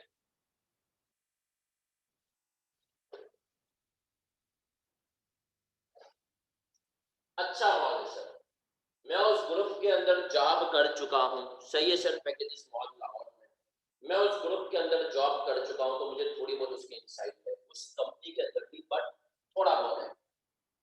एग्जांपल दे रहा हूं पैकेजेस मॉल की। सर 400 शॉप्स है। कितनी शॉप्स है? 400, ठीक है। और सर एक एडमिन ऑफिस है। भाई जो वहां के ऑनर है उन्होंने कहा कोई ऐसा धंधा हो कि बिजनेस रहे ना रहे, पैकेजेस वाले काम करते हैं, फिर का पैकेजिंग ये हो। बोला यार ये रहे ना रहे, खानदान का गुजर बसर तो होता रहे। सही है सर, उन्होंने कहा एक मॉल बना देते। बड़े लोगों ने बना दिया। बोला यार इस मॉल की जितनी भी दुकानें हैं ना उनसे किराया लेते रहेंगे, हमेशा किराया लेते रहेंगे। बहुत कभी हुआ तो किसी नस्लों में किसी का जरूरत पड़ी तो उसने बेच दिया, वरना तो किराया तो आता ही रहेगा, इन्वेस्टमेंट प्रॉपर्टी तो बन गई। सही है, लेकिन उन्होंने कहा यार एक मसला है। क्या? उन्होंने कहा यार 400 दुकानों को किराया लेना, 400 दुकानों से किराया कलेक्ट करना, किसी का कोई मसला हो वो सुनना। सही है, दुकानदारों में आपस में अड्डा हो गया तो हमारा एक या दो बंदा तो होना चाहिए मॉल के अंदर। जाहिर सी बात, सिक्योरिटी का स्टाफ तो है ही, लेकिन हमारे अपने भी एक दो बंदे होने चाहिए। उन्होंने 400 दुकानें किराए पर दी। एक एडमिन ऑफिस था, वो था 2 दुकानों के बराबर। सही है, इक्वल्स टू 2 शॉप्स। अब आपको उन्होंने फोन करके पूछा कि यार देखो प्रॉपर्टी जो है उसको मेरा यूज सिर्फ इतना है कि मैंने एडमिन ऑफिस रखा हुआ है। जाहिर सी बात है कोई दुकान, सारी दुकानें हो सकता है कि एक साथ किराए पर ना जाए। अगर एक साथ सारी दुकानें किराए पर ना जाए तो मैं क्या करूंगा? तो कहा गया कि भैया तो तुम क्या करना, तुम इसको जो है, मतलब मैं एक एडमिन ऑफिस रखा है तो मैं एडमिन ऑफिस खोल लो, उसमें से मसले हल करना। ठीक है, अब उन्होंने आपको फोन करके पूछा कि यार ये जो पैकेजेस मॉल है, क्या पैकेजेस ग्रुप इसको अपनी बुक्स में इन्वेस्टमेंट प्रॉपर्टी दिखा सकता है? यस और नो?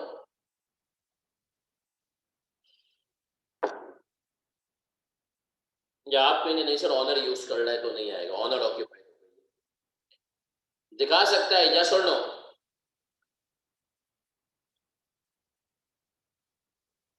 सब बताएं, इस्तिखारा थोड़ी करना है सर यहाँ पर।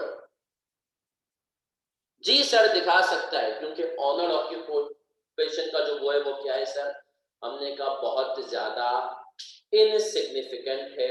Honour occupation. सही है सर, हमने कहा ये बहुत ज्यादा क्या है, इनसिग्निफिकेंट है, तो आप पूरे मॉल को क्लासिफाई कर सकते हैं एज इन्वेस्टमेंट प्रॉपर्टी। ठीक है सर, क्लियर है? अब आए सर एक और बात करते हैं। सर जब आपकी ये सब बातें पता चली, किसको पता चली ये सब बातें? ये सब बातें पता चली जो आपका इन्वेस्टमेंट प्रॉपर्टी आ गया। आप सपोज करें इन्वेस्टमेंट प्रॉपर्टी के ऊपर में वर्कशॉप करा रहे थे, वहां पर चलते चलते आ गए पीसी के सीईओ। उनको आपके स्टाइल बहुत पसंद आया समझाने का। उन्होंने कहा ये बच्चा जो है अच्छा, जो भी अच्छी कॉन्सेप्ट दे रहा है, कुछ भी है, कई वर्कशॉप करा रहा है, उन्होंने आपको बुला लिया मीटिंग पर। उन्होंने कहा तुमने कहा इन्वेस्टमेंट प्रॉपर्टी वो प्रॉपर्टी जो कैपिटल एप्रिसिएशन के लिए हो और या तो किराए के देने के लिए हो। तो पीसी के सीईओ ने आपको पूछा कि भाई हम क्या कर रहे हैं, हम भी तो यही काम कर रहे हैं, हम भी तो यही काम कर रहे हैं, फर्क क्या है? भाई लोग घर होता है वो किराए पे देते हैं 1 साल के एग्रीमेंट पे, सही है, 3 महीने के, 6 महीने पे।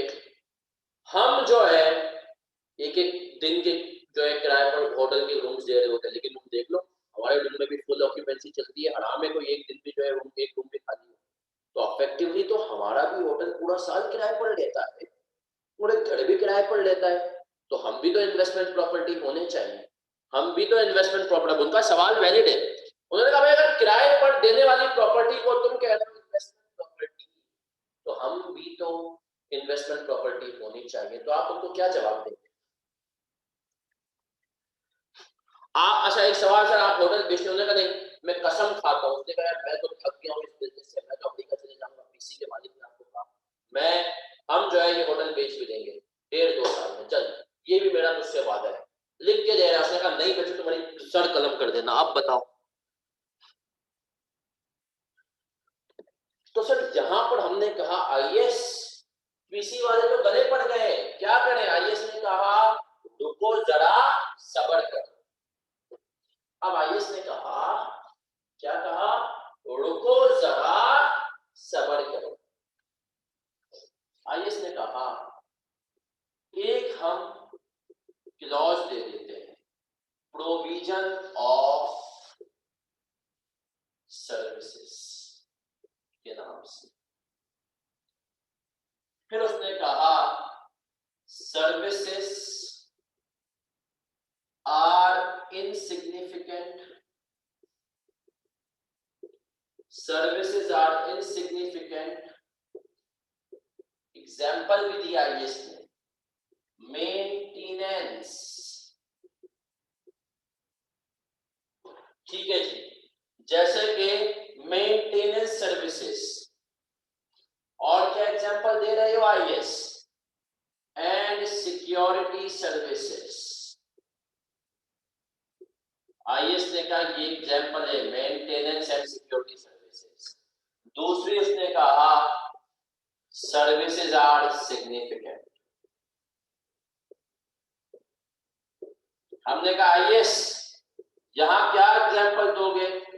आईएएस ने कहा अभी देते हैं केटरिंग, लॉन्ड्री एक्सेट्रा। अगर सर्विसेज इनसिग्निफिकेंट है, सही है, मेंटेनेंस थोड़ी बहुत होती है महीने में, सिक्योरिटी के बाद, तो हमने कहा इसको बना दो आईएएस 40 के हिसाब से इन्वेस्टमेंट प्रॉपर्टी। लेकिन सर अगर सर्विसेज सिग्निफिकेंट है तो चंदा ये होगी आईएएस 16 के हिसाब से पीपीई। सर तो इसका मतलब ये है सर्विसेज देखनी पड़ेंगी जी, ये चीज डाली होटल की जगह ही। होटल वालों ने कहा भैया हम भी तो यही काम कर रहे हैं, तो हमसे क्या इख्तिलाफ है? तो हमने कहा ओ भाई तुम्हारी सर्विसेज बहुत ज्यादा है, तुम्हारा तो ये मेन धंधा है। सर याद रखें इन्वेस्टमेंट प्रॉपर्टी का मतलब हो कि इन्वेस्टमेंट पर्पस के लिए रखी गया, वरना मलिक रियाज कोई बुरे हैं क्या?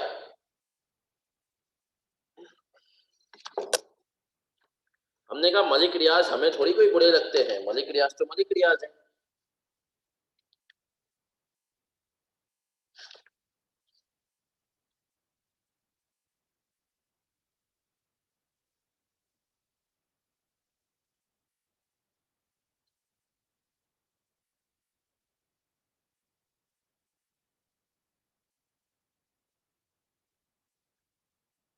चले जी, बढ़े क्या आगे? तैयार हो?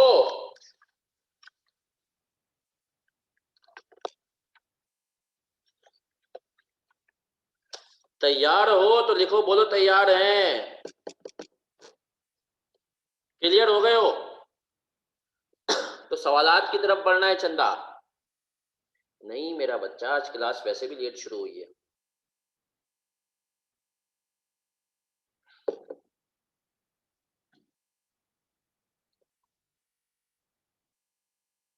चले जी, अभी लिख दो भाई, तैयार हो ये लिख दो सर, बढ़े आगे। ऑफ फौरन लिखेंगे।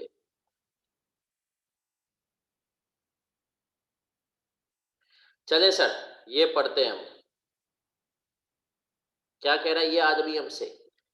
Provision of ancillary services to occupants if those services, example security or maintenance services, are a relatively insignificant component of arrangement as a whole, then the entity may treat the property as investment property। ठीक है जी। फिर कह रहा है where the services provided are more significant, such as what, as in the case of hotel। सही है, the property should be classified as owner occupied property, plant and equipment। तो sir ये तो हो गया पॉइंट। आए सर अब इसके सवालात की तरफ आते हैं। कॉन्सेप्ट आपका कितना क्लियर है? हो सकता है 2 4 5 नंबर के लिए इसका इस किस्म का सवाल भी एग्जामिनर भैया, तो एग्जामिनर भैया हैं वो दे दें, है ना सर। तो आए सर, हमने कहा कितने लोगों को लगता है कि आईसीडब्ल्यू आसान है? कितने लोगों को लगता है कि आईसीडब्ल्यू आसान है? बताएं कितने लोगों को लगता है एसीसी आसान है? कैफ की तरह अभी भी सोचते हो कि एसीसी आसान है?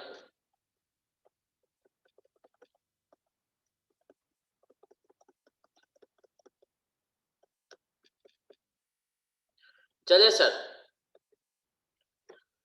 क्वेश्चन नंबर 11 आ रहा है, identification of investment property.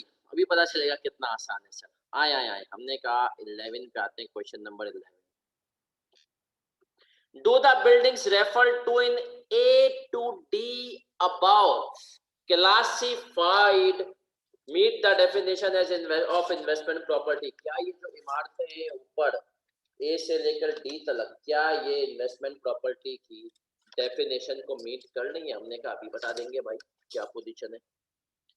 An entity has a factory that has been shut down due to chemical contamination, worker unrest and strike. The entity plans to sell the proper factory। क्या ये meet कर रही है investment property की definition? Yes और no, chat में बताओ। नहीं सर। सर अगर इनका प्लान है बेचने का तो ये किस आईएस की तरफ इशारा जा रहा है? ये भी बताओ ना सर, अगर यहां नहीं है तो कहां है? सर आईएफआरएस 5 की तरफ जा रहा है, आईएफआरएस 5 की तरफ जा रहा है इशारा।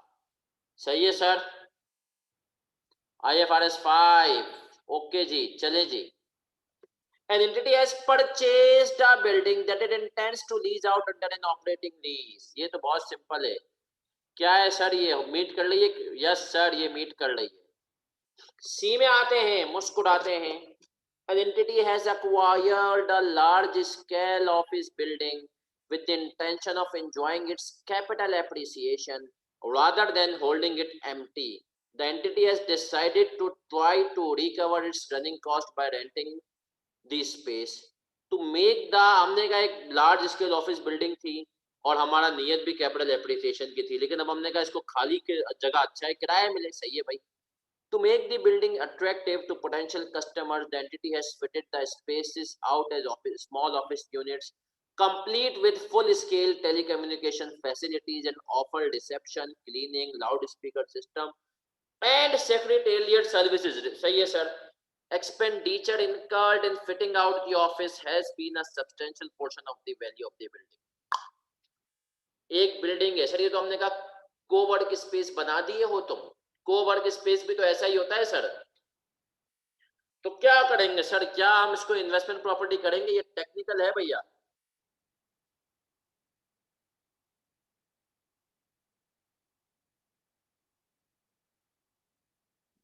क्या ये इन्वेस्टमेंट प्रॉपर्टी है? यस या नो, सबका जवाब चाहिए।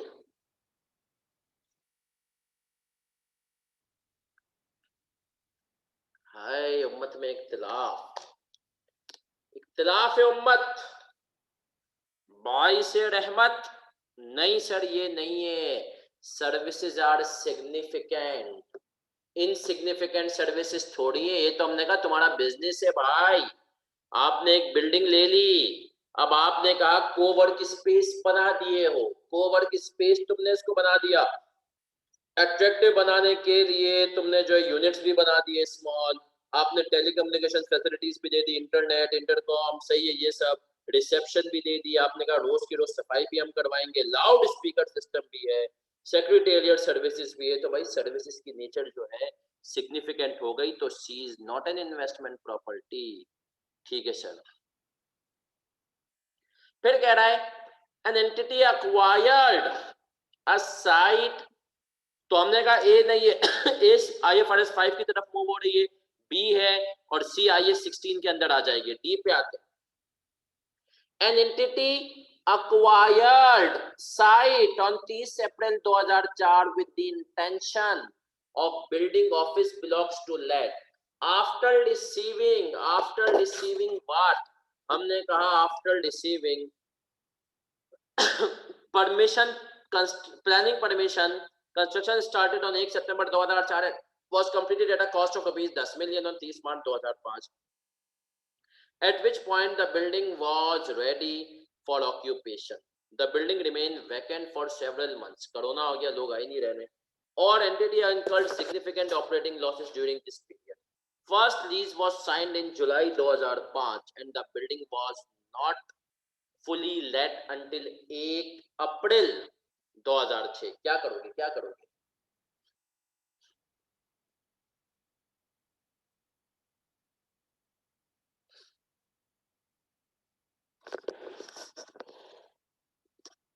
क्या करोगे? क्या ये इन्वेस्टमेंट प्रॉपर्टी है? यस और नो?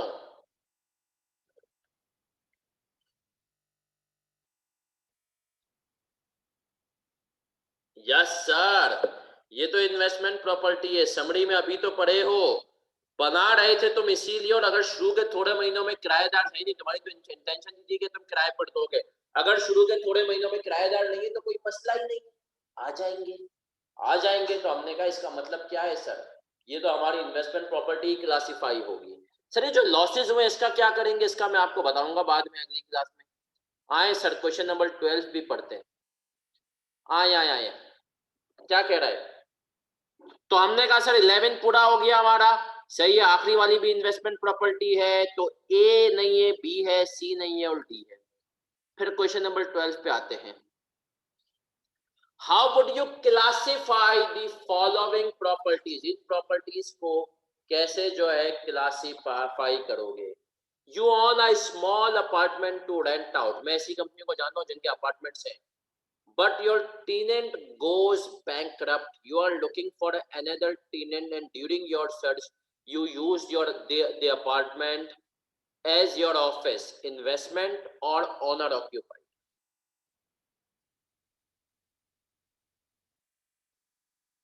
जल्दी बताओ, ये जरा टेक्निकल चीज है।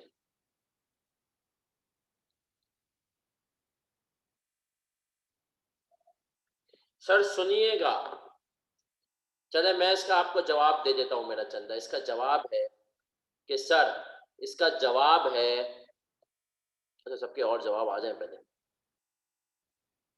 सर इसका जवाब है, इस वक्त हम बेशक टीनल को यू देख रहे हैं, लेकिन अभी हमने उसमें अगर अपना काम शुरू कर दिया तो ये बन गई है ऑनर ऑक्यूपाइड। हाँ, अगर टीनेंट आ गया और हमने देखो पहले ये इन्वेस्टमेंट प्रॉपर्टी थी जब तक टीनेंट को दिया हुआ था, इस वक्त क्योंकि हमने अपना काम ऑनर के यूज में आ गई है तो फिर ये बन गई है 16 के हिसाब से पीपी। और अगर फिर से टीनेंट मिला और हमने प्रॉपर्टी खाली कर दी तो फिर ये आईएस 40 के चली जाएगी। तो हम देखेंगे, एक आपने देखा होगा मैंने शुरू में लिखा था property to and fro movement हो सकती है, आईएस 16 से इन्वेस्टमेंट प्रॉपर्टी से आईएस 16, उसमें क्या विंडो ड्रेसिंग है वो मैं आपको बताऊंगा। इस वक्त एज ऑफ टुडे ये इन्वेस्टमेंट प्रॉपर्टी नहीं थी, सही है। आए sir, point number 2, you enter into a 30-year finance lease for a part of a building that you plan to let to your tenant। क्या करोगे? क्या ये इन्वेस्टमेंट प्रॉपर्टी है? आप फाइनेंस लीज पर ले रहे हो और फिर आपने कहा उससे मैं रेंटल्स कमाऊंगा और मैं टेनेंट्स को बेचूंगा और मैं किराए पे दूंगा, क्या ये इन्वेस्टमेंट प्रॉपर्टी है? यस और नो? यस सर, ये तो अभी हमने पढ़ा था कि जो इन्वेस्टमेंट प्रॉपर्टी होती है वो आप लीज पर लेकर आगे दे सकते हैं, बिल्कुल सही है, ये इन्वेस्टमेंट प्रॉपर्टी है। अगली चीज, फिर हमने कहा यू रन अ होटल, इसकी तो अभी मैंने एग्जांपल दे दी। Its main activity is to rent apartments and rooms down, तो हमने कहा ये तो आईएस 16 है। अब आए सर, अगला चीज बहुत इंपॉर्टेंट है, सही है sir. A big investment company purchased a land deep under its fair value as it was such a great bargain। चूना लगा दिया आपने अगले को। The company is undecided what to do with the land, either to sell it later or to develop some property on it। Decision will be taken in the later accounting period।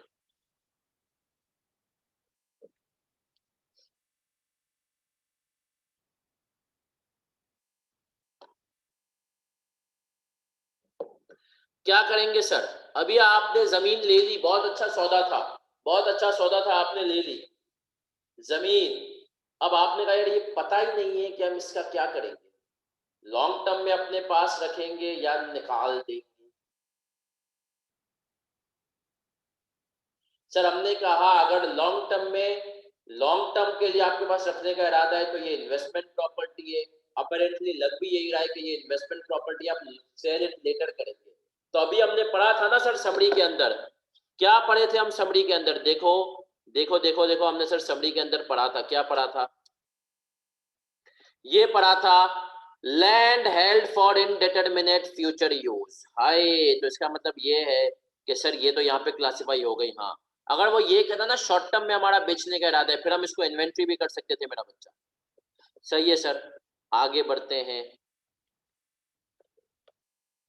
You acquired a building under 30-year finance lease, you furbished the offices and plan to sublet these offices, but you are awaiting approvals from the local authorities।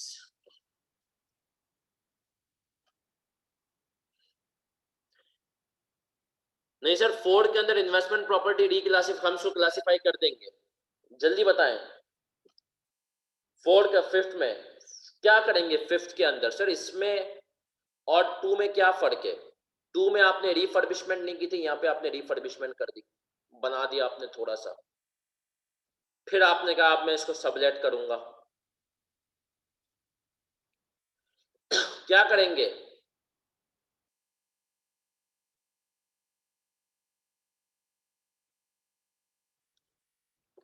Forty या वो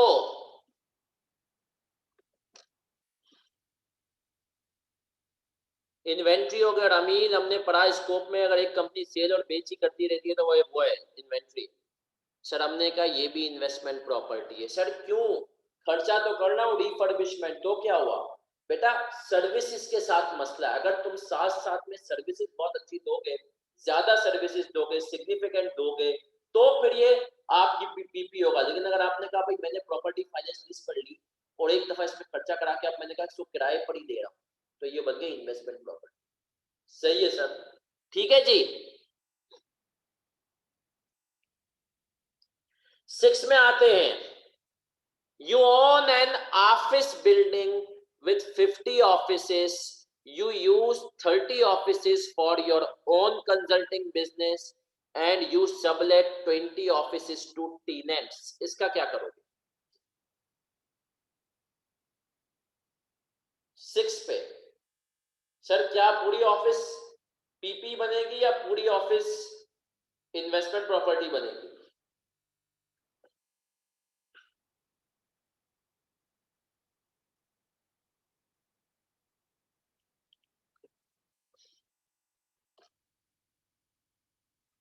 sir हमने कहा 30 office के ऊपर आइए 60 और 20 office के ऊपर IS 40। आखिरी पॉइंट बहुत इंपॉर्टेंट है, आखिरी पॉइंट को मार्क एज इंपॉर्टेंट भी कर लो सर।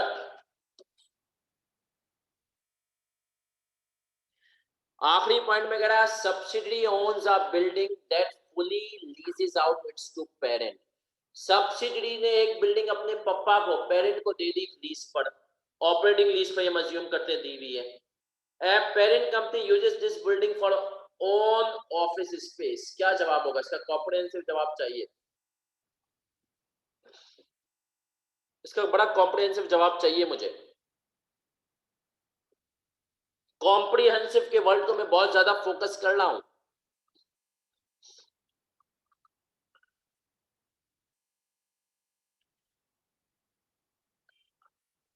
कॉम्प्रिहेंसिव,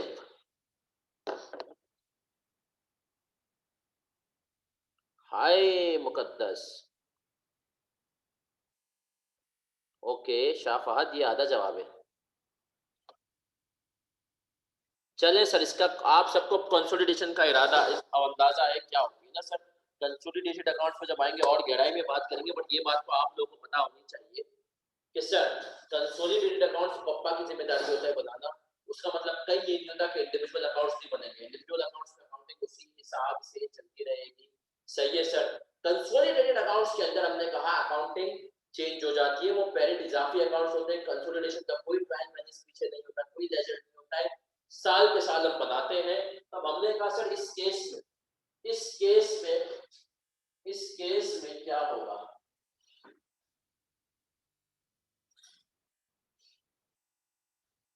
इस केस में होगा ये, इस केस में होगा ये, सुनिएगा, सब्सिडरी के जो स्टैंड अलोन अकाउंट्स होंगे, इंडिविजुअल अकाउंट्स के स्टैंड अलोन, उसके अंदर ये IS 40 में क्लासिफाई होगी। लेकिन जब हम कंसोलिडेटेड अकाउंट्स बनाएंगे, अब हमने कहा कंसोलिडेटेड अकाउंट्स में पेरेंट और सब्सिडरी आपस में दोनों कौन है? एक है। उसके अंदर ये पीपीई में क्लासिफाई होगी।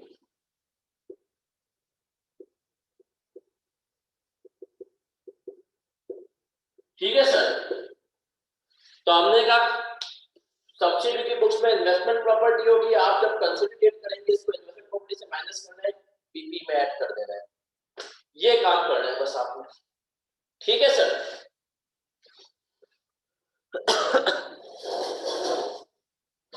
Are we clear?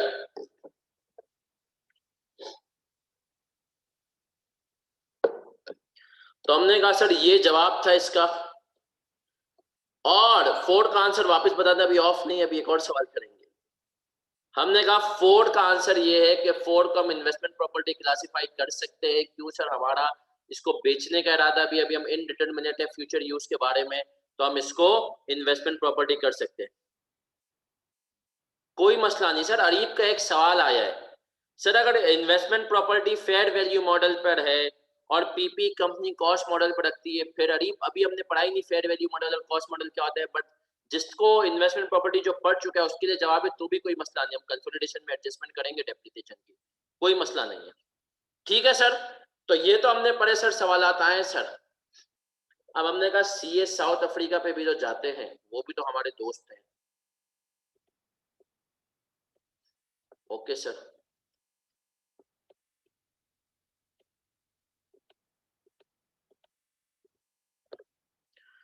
और हमने कहा आते हैं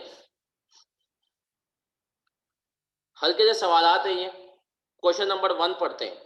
Hassan Limited was in the process of constructing a building to be used to earn rental income when due to financial difficulties it could not complete the construction thereof. Explain how H Limited should account for the building if its intention to, अगर इसकी intention है क्या, now to sell the building as is, hold the building for capital appreciation, or borrow from bank and complete the building then use it as the entity's head office. ये तो बहुत simple है, 2 दफा मुस्कुराओगे और तुम बता दोगे. पहले वाले केस में ए में क्या है, ए में क्या है, ए में बी और सी तो बहुत सिंपल है सर. ए के अंदर हमने सोचा ये था कि हम रेंटल के लिए करेंगे, लेकिन अब हमने कहा पैसे है नहीं, काम रुक गया है, अब हम इसको एज इस पोजीशन पे बेच देंगे. और फिर कह रहा है Hasan limited sometimes sells building as part of its business activities. तो इसका मतलब है कि ए के अंदर ये इन्वेंट्री है. IS2 है मेरा चंदा, ए के अंदर ये इन्वेंट्री है. नोट कर लें जो कह रहे हैं कि सर IS40, बी में IS40 है, और सी के अंदर हमने कहा कि ये पीपी के अंदर अब क्लासिफाई हो जाएगी. सही है सर, ठीक है जी. क्वेश्चन नंबर 2 पे आते हैं. हल्के फुल्के सवाल आते हैं सर, ये अभी हो जाएंगे. खनानी limited owns properties in Durban, Port Elizabeth, Cape Town and DR.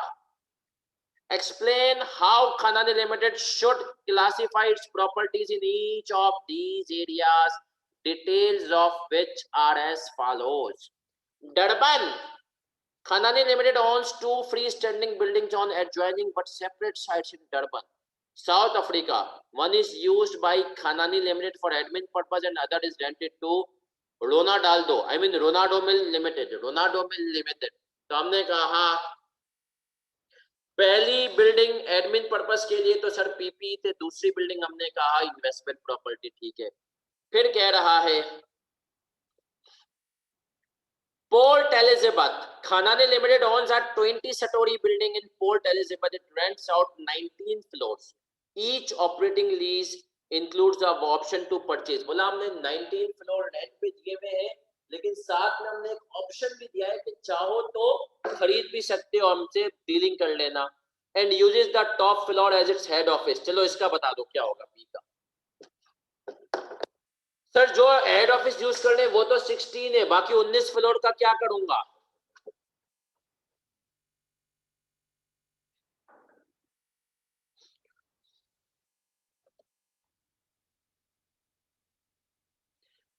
बाकी 19 फ्लोर का क्या करूंगा, 40 या कुछ और.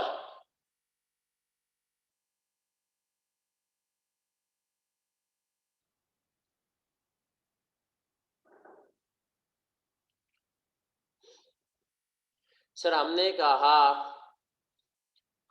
सर देखें, हमने कहा एक प्रॉपर्टी हमने ले ली, 20 फ्लोर थे, एक फ्लोर हमने कहा खुद यूज कर ले, ये तो हो गया 16 पार्ट यूज हमने पढ़ लिया. 19 फ्लोर हमने दिए हुए तो अभी किराए पर, लेकिन हमने किराएदार को बोला यार अगर तुम्हें खरीदना हो तो हमसे आके बात कर ले, हम बात कर लेंगे. ठीक है, इसको बेचने के ऊपर क्या पोजीशन है. तो अब हमने कहा सर ये जो 19 फ्लोर है ये IS40 में है. क्यों सर, इन्वेंट्री में नहीं जाएगी किसी में? नहीं भाई, हमने कहा ये हमने किराए पर दिए हुए है, ऑप्शन दे दिया तो क्या हुआ, जरूरी थोड़ी है कि सर वो ऑप्शन को एक्सरसाइज करे या कुछ वो करे. और अगर उसने एक्सरसाइज करना होगा तो हमने कहा इन्वेस्टमेंट प्रॉपर्टी को एक ना एक दिन तो बेचना ही होता है ना. तो हमने कहा हो सकता है कोई आज करेगा, कोई 4 साल बाद, कोई 6 साल बाद, लेकिन अल्टीमेट जब पैसे हमें अच्छे लगे हमने उनको ऑप्शन टू परचेज दिया. वो आएंगे, हमने कहा परचेज करनी है तो बात कर लेना, हो सकता है वो आया उनकी ऑफर को अभी ठुकरा दे, 5 साल बाद एक्सेप्ट करें किसी की ऑफर को, कोई 8 साल बाद खरीदना चाहे. तो हमने कहा ऑप्शन टू परचेज की वजह से नियत में चेंज नहीं आएगा मेरा चलता. तो इसको मार्क एज इंपॉर्टेंट करो पार्ट बी को. 19 फ्लोर इन्वेस्टमेंट प्रॉपर्टी थे, 1 floor head office.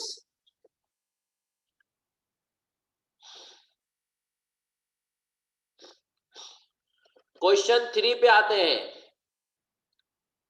Kashif Munawwar limited owns 4 properties, an office building which it leases out. ये प्रोबेबली शायद हमने कहा आज की क्लास का सेकंड लास्ट सवाल होगा, बस अभी खत्म हो जाएगी class. An office building which it leases out to another company under an operating lease. Kashif Munawwar Limited provides security services to the lessee who occupies this building. क्या करेंगे? बहुत सिंपल है, 1 2 3 अभी एग्जांपल दे दे। सर्विसेज दे रहे हैं, लेकिन क्या services significant है? No sir. अगर सर्विसेज सिग्निफिकेंट नहीं है तो क्या करेंगे? हमने कहा इन्वेस्टमेंट प्रॉपर्टी, ठीक है जी। फिर कह रहा है B, Kashif Munawwar limited leases it to Smart Alec Hotel Mystique है, but which it manages for a fee. भाई किराए पर दी हुई है एक कंपनी को, लेकिन हमने कहा उसकी मैनेजमेंट भी हमने ही संभाली हुई है, सही है सर, और उसको हम जो है होटल है वो और एक फीस के तहत मैनेज करना है। अब हम उसको कह रहे हैं तो हमें बिल्डिंग का किराया अलग देगा, बाकी तेरी होटल की मैनेजमेंट भी हमने संभाली है, उसके अंदर से अलग फीस देंगे। क्या करोगे? प्रॉपर्टी को 40 या 16, 40 या 16?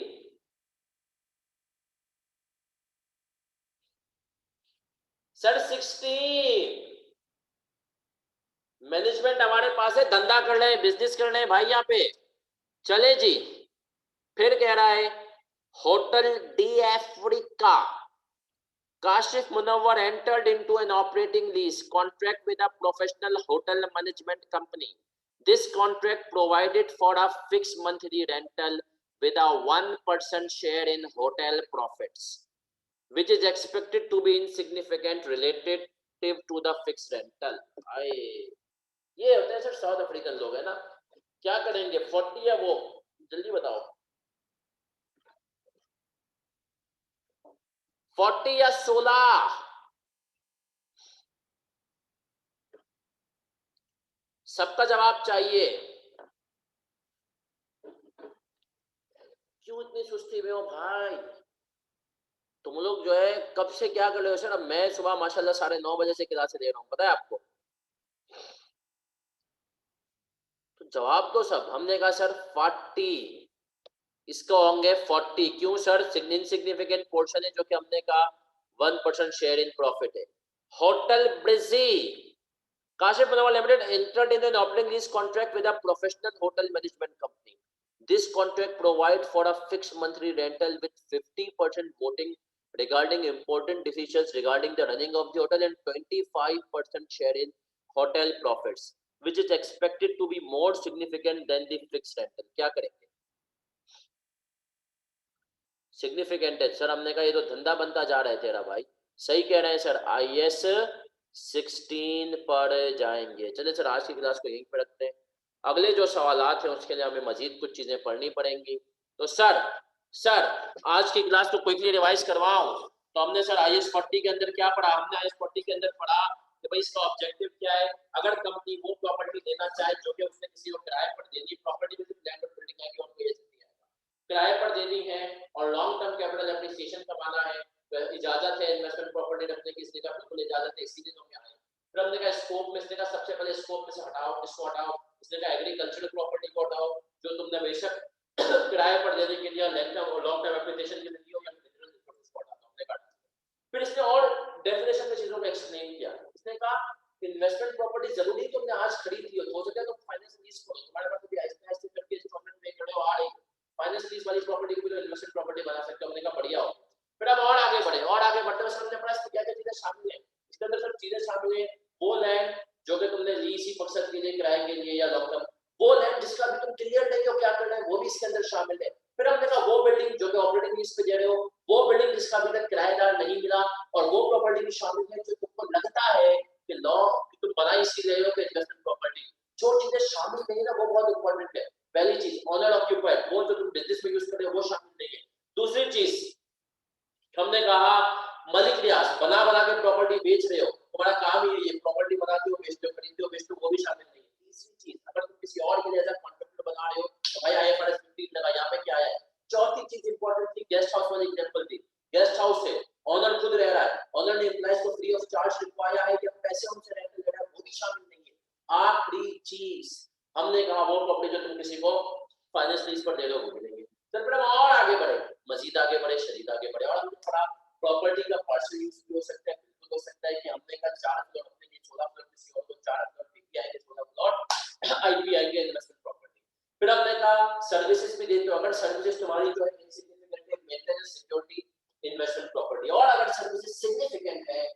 आपने कहा केटरिंग, लॉन्ड्री एक्सेट्रा, तो फिर वो क्या हो जाएगी सर? पीई। सर फिर हम और आगे बढ़े, मजीद आगे बढ़े, और हमने सर जो है इसके डिफरेंट सवाल देखे। उम्मीद करता हूँ आज की क्लास में क्लियर हो गया। अगली क्लास होगी मंगल को। एक छोटी सी अनाउंसमेंट सुन लो, मंगल की क्लास जो होगी सर वो थोड़ा सा लेट शुरू करूंगा, लेट शुरू करेंगे 7:30 तक, ठीक है सर? कैश का आखिरी हफ्ता चल रहा है आपका इंशाल्लाह, तो थोड़े से हो सकते हैं आपकी क्लास एक्सटेंड करूं 7, 7:15 तक, तो आपकी क्लास शुरू होगी 7:30 बजे। सही है सर? सर अगर बिल्डिंग इंडेफिनिट अभी आप कंफ्यूज है बिल्डिंग का क्या करना है, तो फिर वो आइए 16 होगी, ये हमने डिस्कस किया था शाम को, ठीक है बच्चा? तो अगर बिल्डिंग लैंड को सिर्फ इजाजत है कि अगर कंफ्यूज हो प्रॉपर्टी बना सकते हो, इन्वेस्टमेंट प्रॉपर्टी, बिल्डिंग में कंफ्यूज हो 16 पे रखो, प्रॉपर्टी बनाने की कोई जरूरत नहीं है। क्यों सर? वजह ये है कि डेप्रिसिएशन रुक जाएगी इसके अंदर, फेयर वैल्यू मॉडल कर दिया। ठीक है मेरा बच्चा, किसी का कोई सवाल है तो पूछ सकता है, बाकी हजरात जा सकते हैं। 10 सेकंड हम और